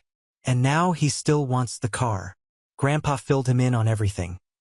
How Carter had texted me, how Dana had shown up pretending everything could be fixed with a lasagna, and how Carter was now sulking like a child who didn't get his way. Then Travis leaned forward. All right, here's what we're going to do. When's the birthday? 3 days, I said. Perfect, he said. You didn't cancel anything, did you? I hadn't made any official plans yet. Just had the car held and was going to show up with it. Even better, we'll cancel it for him. I looked at Grandpa. He was already grinning. Travis pulled out his phone. I've got every relative's number. I'll tell them Carter's little party is off. I'll tell them why, too. Word for word what he said about you. You'd be surprised how quickly people change their minds about free cake when they hear the host wishes his own son didn't exist. I was stunned for a moment. You'd really do that? He looked at me like I was crazy. John, I should have intervened years ago. I watched that man treat you like a stray dog while Dana backed him up like it was a game plan. Enough is enough. Within the hour, Travis was on the phone. First his sister Marie, then Aunt Connie, then cousins on both sides. He didn't hold back. He repeated exactly what Carter said about me, even adding how Dana laughed. Each call ended with the same thing. No one was coming. By the end of the day, the birthday party was dead. The only people Carter would have were Dana and maybe a balloon if she remembered to get one from Dollar Tree. And we weren't done yet. Travis turned to me. You still got the car? Yeah. Good. We'll take it for a ride. Not to him, just to drive. You're the one who deserves it. And on his birthday, you and me and Henry will show up. Not with a present, just the car. That way, he knows exactly what he lost. I sat back in my chair, stunned, smiling. This wasn't about revenge. This was about the truth finally getting a seat at the table. And Carter's table? It was about to be empty. The day before Carter's birthday, we picked up the car. It was candy red, spotless, roaring with that low-pitched purr that turned heads as you drove by. The salesman shook my hand like I'd won the lottery, unaware that he was handing me a loaded gun pointed straight at my father's ego. I drove it off the lot with Travis in the passenger seat and Grandpa in his old pickup. We didn't go home. First stop was the beach strip. Top down, wind ripping through, sun hitting the hood like it was designed by the gods. I watched the people watching us, and for the first time in a long time I felt it. Not pride, not revenge, just relief. Like 2 years of pressure had finally cracked open and spilled into the air. We drove for hours, took it through Carter's favorite part of town, parked it in front of the diner where he used to take clients and brag about cars he never owned. Travis and I sat in a booth by the window, sipping coffee as the Mustang gleamed in the sun. I caught a few people stopping and taking pictures. One guy even walked around it twice like he couldn't believe it was real. We didn't say much. Around 5 o'clock, we drove it to Grandpa's house and parked it right out front. I stood there for a second staring at it, thinking how close I came to giving it to a man who once told his wife I was the worst thing that ever happened to him. This car was going to be his salvation, his one chance to prove he cared. Now it was a monument to his failure. I slept better that night than I had in months. The next morning, his birthday, we were up early. Travis brought donuts. Grandpa made his terrible coffee. The three of us stood in the kitchen like we were planning a robbery. At 10 o'clock sharp, we rolled out. Travis drove Grandpa's truck. I took the Mustang. We didn't text Carter. We didn't knock. We just pulled up to his house, loud and slow like a funeral procession in reverse. Carter came out first. He looked like he was waiting for someone else, maybe the relatives who would never show up. He wore that tacky button-down with gold trim, like he thought today was still about him. Then he saw the car. I got out, leaned against the door, didn't say a word. He walked over with his mouth open. "You really bought it?" he said. "You got the Mustang?" I nodded once. I didn't hand him anything. He waited, reached out like he was expecting keys. Then it hit him. "You're not giving them to me." I said, "Nothing." Grandpa came up behind me. Not yours, Carter. It never was. He looked around. Dana peeked through the curtains, as if she didn't know how to deal with what was happening. No one else came out. The neighborhood was quiet. Even the birds seemed to stop for a minute. Carter looked at Travis. You told everyone not to come. Travis didn't flinch. Sure I did. And I told them why. Carter's face twisted as if he had to choose between anger and embarrassment. He chose both. You think that makes you look good? You think humiliating me on my birthday makes you a man? I finally spoke. I'm not trying to look good, Carter. I just stopped pretending that you deserve anything. He stood there for a second, then turned and stormed back into the house, slamming the door hard enough to knock a picture frame off the wall inside. I looked at Grandpa. He was smiling, calm as ever. Now, he said, let's take this thing for another spin. We let the car idle for a second. Then I slid back into the driver's seat, pulled away slowly, and didn't look back. Next stop, the last part. The morning after Carter's birthday. The silence was like a fog, thick, heavy, everywhere. I kept checking my phone, not because I wanted to hear from him, but because I expected it. A breakdown, a guilt trip, maybe even Dana reappearing trying to sell another performance. But there was nothing. Just that painful silence that always follows when a man who thinks the world revolves around him realizes it doesn't. Travis had already left. He gave me a long look before he drove off. Didn't say much, just, you did it, kid. Don't go soft on me now. Grandpa didn't say anything either. Just sat at the kitchen table sipping black coffee, looking out the window like he was watching the world rebuild itself. The Mustang was still in the driveway, perfectly parked, not a scratch on it. Bright, unapologetic red. I kept finding myself staring at it like I was still waiting for the right moment to give it away, even though that moment had already come and gone. That afternoon, I told Grandpa I wanted to go for one last ride. He just nodded and said, don't come back with any regrets. I didn't have a plan. I just drove. Took the long way out of town. Back roads, highways, dead roads with nothing but trees and radio static. The kind of drive that feels like therapy when you don't want to talk to anyone. But around sunset, something pulled me toward the old industrial yard on the west side of town. Carter used to take me there when I was a kid. He said it was where he learned to drive. He said it was where real men learned to handle horsepower. He always made it seem like a sacred place. We'd drive there in his rusty old Camaro, and I'd sit in the passenger seat while he shouted instructions like a coach yelling at a quarterback who never impressed him. I hadn't been there in years. The place was worse than I remembered it. Overgrown weeds, twisted fences, tire tracks from God knows what. It looked like time had tried to erase it but gave up halfway through. I parked the Mustang right in the middle, turned off the engine, and got out. I stood there for a long time just looking at it. And for the first time, it didn't feel like Carter's car.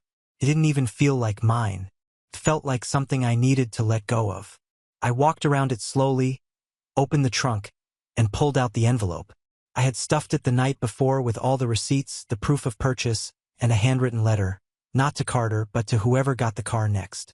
The nonprofit I found online helped foster kids who were aging out of the system. They gave them the basic tools to survive. Job leads, apartments, and if they were lucky, cars. They needed it more than anyone. I left the envelope on the passenger seat, locked the car, and slid the keys into the donation box nailed to the front gate of the office 2 blocks away. The office was closed, but the drop was open 24/7. This car was not going to sit in a driveway and rot under a man who didn't deserve it. It was going to someone who needed a fresh start. I walked home, 5 miles. No ride, no music, just the sound of gravel and my own thoughts. The next morning, I woke up to 2 things. The first was a text from the nonprofit. Thank you, John. You just changed a life. The second was a voicemail from Carter. It was short. No hello, no intro. So you gave it away. You'd rather give it to a stranger than your own father. I hope this makes you feel strong. Just know that when your grandfather dies, you'll be alone. I listened to it twice, then I deleted it. Because here's the truth that Carter will never understand. Being alone is a hell of a lot better than being surrounded by people who make you wish you were. And I've never felt more free. Now on to the next story. Story 9. Sister said, "You don't belong in our family." And parents said, "Right." So I left quietly. Later, when they went on family vacation, I got 15 missed calls from sister asking for help. "You have no place in our family," my sister said. Her arms crossed and her face twisted into a smug grin that I'd come to know far too well. She delivered the line with such fake sweetness that for a second I almost thought she was trying to help me. But then my mother, sitting at the kitchen table sipping her tea, said, "She's right." My father didn't even bother to look up from his phone as he muttered, "Yeah, maybe it's better this way." For a moment, I just stood there staring at the three of them, trying to figure out if they had planned this together. I could practically hear the rehearsals in my sister's room, her talking them into it the way she always did. Convincing, charming, scheming. All my life, I'd been the one person who didn't buy her act, and maybe that's why she hated me so much. I left not because it was funny, but because it was so absurd. "Fine," I said, grabbing my jacket off the back of the chair. "Guess I'll save you the trouble." And I walked out. No one stopped me. My sister grinned, pleased with herself, and my mom looked back down at her tea like she didn't care. My father didn't even look up. I shut the door behind me and took a deep breath. The thing is, it didn't hurt like they probably wanted it to. I wasn't like my sister who lived for their approval, always basking in their praise and playing the golden child. I had learned long ago that I wasn't their favorite. They tolerated me, sure, but love and support had always been reserved for her. And honestly, I didn't mind. I had my own friends, my own life, and my own sense of who I was.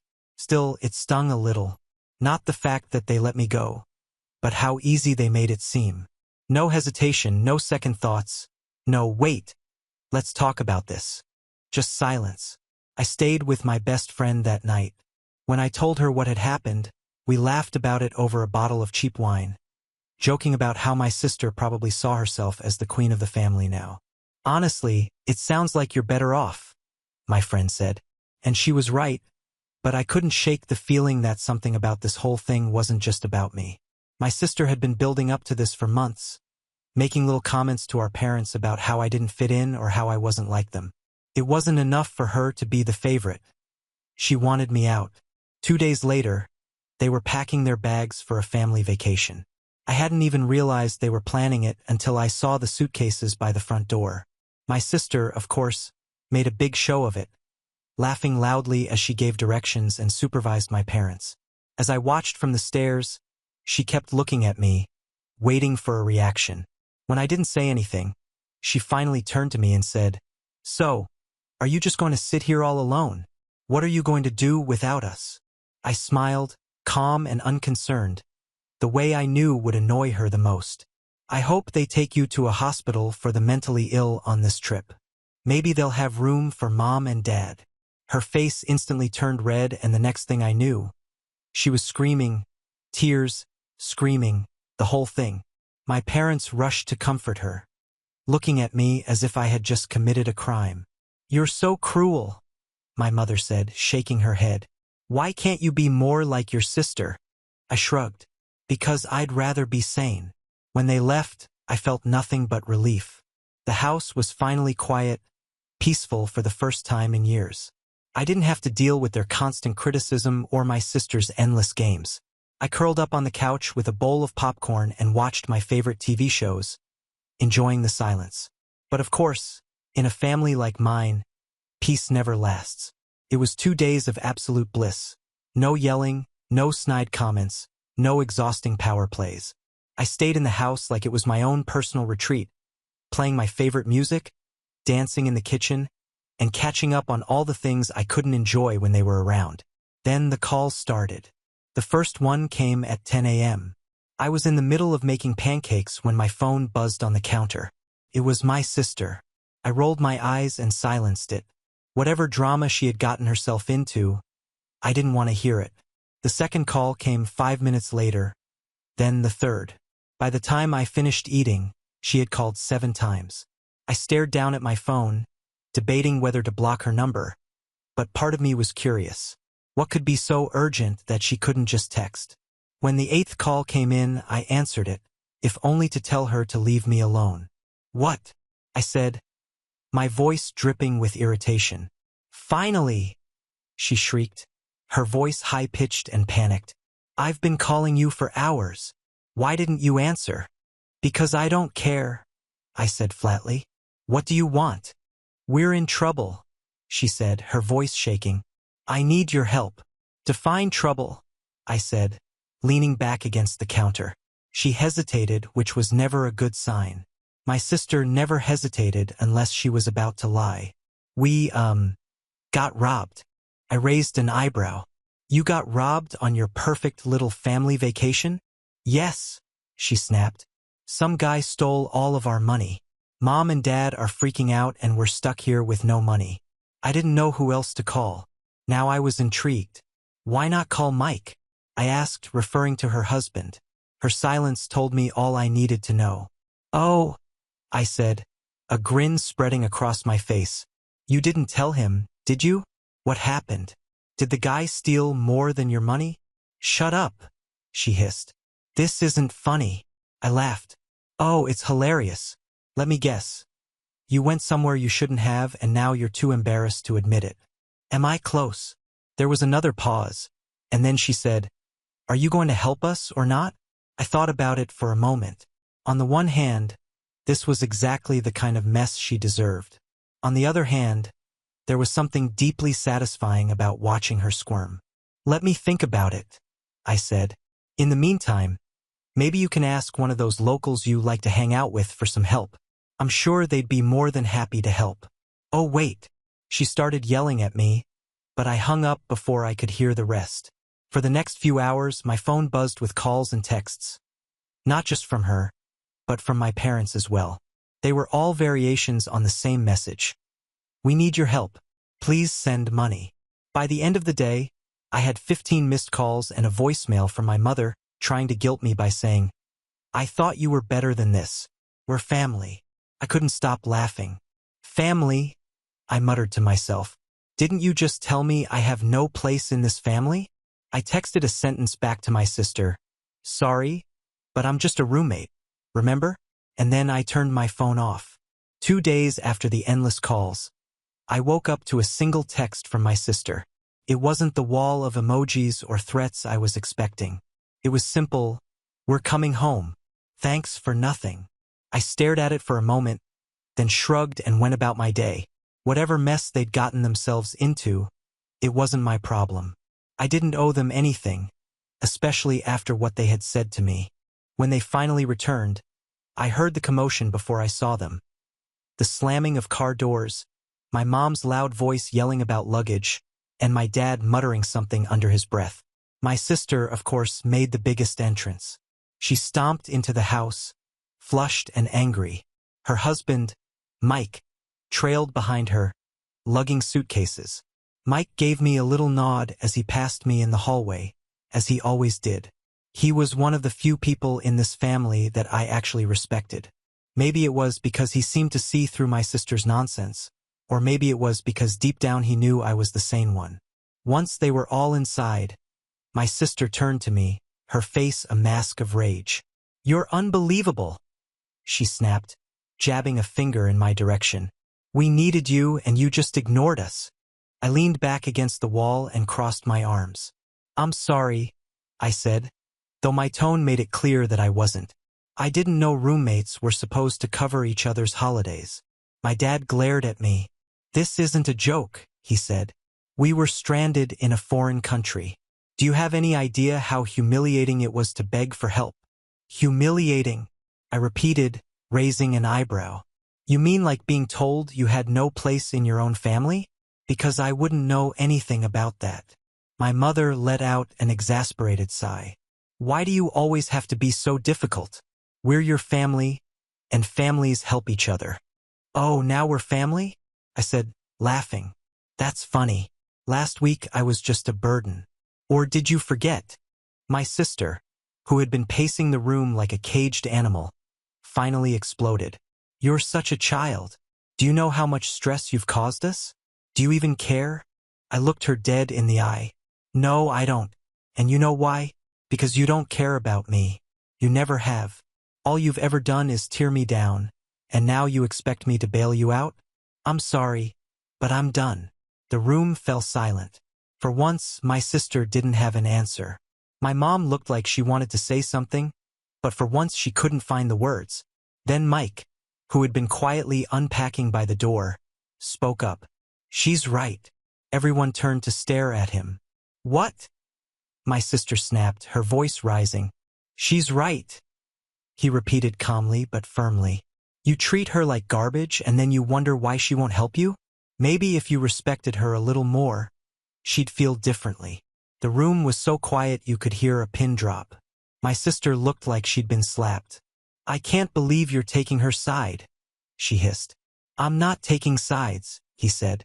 "I'm just saying you can't treat people like they're nothing and then expect them to come running when you're in trouble." For the first time in years, I felt like someone had finally seen me. But of course, the moment didn't last. My dad, always the peacekeeper, stepped in. "Look, we've all been through a lot this week," he said. "Let's just move on and try to put this behind us." "Sure," I said, grabbing my bag from the couch. "Let's put it behind us. In fact, let's put it all behind us. Because I'm done." "Done?" my mom asked, frowning. "I'm moving out," I said. "I'm packing my things tonight." My sister rolled her eyes. "Oh, please. You've said that before." "This time I mean it," I said. "And I'm not coming back." I went upstairs before they could say anything else, leaving them in stunned silence. That night, I packed my bags and called my grandmother, who had always been the only sane person in our family.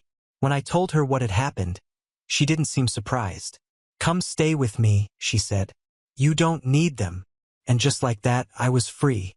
The next morning, I left the house without even saying goodbye. My grandmother's house was only an hour away, and I couldn't wait to get there. She lived in this cozy little cottage on the edge of a small town. The kind of place where neighbors bring over pies for no reason and everyone knows your name. When I arrived, she greeted me with a warm hug and a plate of cookies, as she always did. "You're better off without them," she said, patting my hand. "Stay as long as you need to." I thought that was the end of it. I was free from the chaos of my family and I could finally breathe. But of course, it wasn't that simple. 2 days after I moved in, I received a phone call from an unknown number. I ignored it at first, assuming it was just another scam. But when the same number called again, something told me to answer. "Hello," I said carefully. "Is this your name?" a man's voice asked. It sounded official, almost too serious. "Yes. Who's asking?" "This is Detective Ramirez with the county police," he said. "We're investigating a report that involves your family." My stomach dropped. "What kind of report?" "Your sister has filed a complaint against you," he said, his tone neutral. "She claims you made threats against her safety before she went on vacation. I'd like to ask you some questions." For a second, I thought I'd misheard him. "Threats?" I said, laughing in disbelief. "Are you serious?" "She's lying." "I understand that this may come as a surprise," he said, his voice calm. "But we have to investigate every report. Can you come to the station tomorrow morning?" I hung up without answering, my mind racing. This was a new low even for my sister. Filing a report against me? Was she going to have me arrested? I told my grandmother what had happened and she shook her head. "That girl has no shame," she said. "But don't worry. She doesn't have a leg to stand on. Let's go fix this." The next day, we went to the police station. Detective Ramirez was not what I expected. He was young, sharp-eyed, and surprisingly kind. After asking me a few questions, it became clear that my sister's story didn't hold up. "She said you threatened to hurt her," he explained. "But when we asked for details, she couldn't give us any. Her story kept changing." "Of course she did," I said. "She's lying." He nodded. "That's what it looks like. Frankly, it looks like a personal vendetta. We're dropping the case, but I wanted to warn you. People like this don't give up easily. You might want to keep your distance." I thanked him and left, feeling a strange mixture of relief and anger. My sister had always been manipulative, but this was the next level. When I got back to my grandmother's house, She handed me a letter. "This came for you while you were away," she said. It was from Mike, my sister's husband. I opened it, confused. Inside was a single sheet of paper with a handwritten note. "I need to talk to you. It's important. Call me." I stared at the note, my heart pounding. Why would Mike reach out to me? What could be so important? Against my better judgment, I called him. "Thank God," he said when he picked up. "I didn't know if you'd even read the letter." "What's going on, Mike?" I asked suspiciously. "It's your sister," he said, his voice tense. She's hiding something. Something big. I don't know who else to turn to." "What do you mean, hiding something?" I asked. He hesitated. "I don't want to say too much over the phone. Can we meet in person?" I almost said no. After everything my sister had done, the last thing I wanted was to be dragged into more of her mess. But something in Mike's voice made me stop. He sounded desperate. "Fine," I said. "But this better be good." We agreed to meet the next day at a diner outside of town. When I walked in, Mike was already there, looking more stressed than I'd ever seen him. He motioned for me to sit down and, as soon as I did, he leaned forward and lowered his voice. "Your sister lied to everyone," he said. "About everything. Tell me something I don't know," I said, rolling my eyes. "No, I mean everything," he said, his voice urgent. "The robbery, it wasn't random. She planned it." I froze. "What are you talking about?" "She was working with the guy who robbed us," he said. "She gave him the money on purpose. She said it was an investment or something like that. But I found out she's been draining my accounts, too. I think she's in serious debt and she's trying to cover it up." I stared at him, my mind racing. This wasn't just her usual manipulation. This was criminal. "And the police report against you," he added. "That was her way of distracting everyone. She figured if you were in trouble, no one would look too closely at her." I leaned back in my chair, trying to take it all in. "Why are you telling me this?" I asked. "Because I don't know what to do," he admitted. "I can't trust her and I can't go to your parents. They'll just take her side. You're the only one who sees her for what she really is." For the first time in years, I felt a flicker of something I hadn't felt for my sister in a long time. Pity. "I'll think about it," I finally said. "But if you want my help, you have to be willing to expose her. No more covering for her." He nodded. "I'm ready." But something told me he wasn't. The confrontation came sooner than I expected. The next morning, Mike showed up unannounced at my grandmother's house. He looked pale, as if he hadn't slept all night. "I told her I knew everything," he said as soon as I opened the door. "She lost it, screamed at me, denied it, then admitted it. And now she's threatening to leave, taking everything with her." I sighed, already exhausted. "What do you want me to do about it?" "She's dragging your parents into it too," he said. "She's convinced them that I'm the problem. They're on their way over to talk to me, but I need someone to back me up." I hesitated. This wasn't my problem. I'd spent my whole life cleaning up after my sister and I was finally free of her. But then I thought of Mike, who had always been decent to me, and how much my sister had already taken from him. "Fine," I said. "But this is the last time I'm going to get involved." When we arrived at Mike's house, my parents were already there, sitting stiffly on the couch while my sister paced the room, talking a mile a minute. She stopped mid-sentence when she saw me walk in. "What's she doing here?" she snapped. "I invited her," Mike said firmly. "She deserves to be here." My sister's face turned red, but before she could say anything, I stepped forward. "Let's skip the theatrics," I said. "Mike knows about the robbery. He knows about the money you took. And I know about the phony police report." My parents gasped. "What is she talking about?" my mother asked, looking at my sister. "She's lying," my sister said, her voice shaking. "She's just trying to turn you against me." "Stop," Mike said sharply. "I have proof." He pulled a stack of papers out of his bag. Bank statements, screenshots of texts, even a copy of the police report she'd filed against me. He laid them out on the coffee table, and the room fell silent as my parents read through them. "This," "This can't be true," my dad said, looking up at my sister. "Tell me this isn't true." My sister burst into tears, but it wasn't the kind of tears that made you feel sorry for her. It was loud, messy, and exaggerated, like she was putting on a show. "I only did it because I was desperate," she wailed. "I didn't mean for any of this to happen." "You didn't mean to get mugged?" I said, crossing my arms. "You didn't mean to steal from your husband or lie to the police?" "Shut up," she screamed, turning to face me. "This is all your fault. If you had just left like I told you, none of this would have happened." I laughed, genuinely amused. "Wow, you're actually blaming me for your crimes. Classic." My father stood up, his face pale. "We have to go," he said to my mom, grabbing her arm. "What about her?" my mom whispered, nodding to my sister. "She's not our problem anymore," he said, his voice cold. My sister's jaw dropped. "What? You're just going to leave me?" "You did this to yourself," he said. "I can't help you anymore." For the first time in my life, I watched my parents walk away from her. They left the house without another word, and my sister stood there, stunned.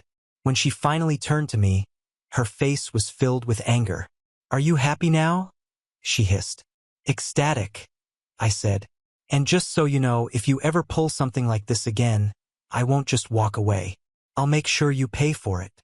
She stormed out of the room, slamming the door behind her. Mike breathed a long sigh of relief.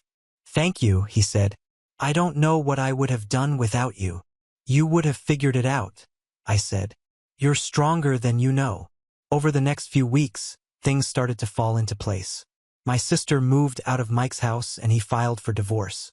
My parents tried to pretend that none of this had ever happened, but I stopped talking to them. I stayed with my grandmother for a while, saving money until I could get my own place. And my sister? Last I heard, she was couch surfing with some friends, still trying to talk her way out of the mess she'd made. For the first time in years, I felt free from the lies, the manipulation, and the constant chaos. And I knew in my heart that I'd never go back. A year later, I was sitting in my new apartment, drinking coffee and watching the sunrise when my phone buzzed with a message from Mike. "Hey, just wanted to say thanks again for everything. I hope you're doing well." I smiled and tapped out a quick reply, "Doing great. Hope you are too." For the first time in my life, I wasn't worried about what my sister or my parents were doing. I wasn't looking over my shoulder, waiting for the next disaster to happen. I was finally living my life on my own terms. We have reached the end.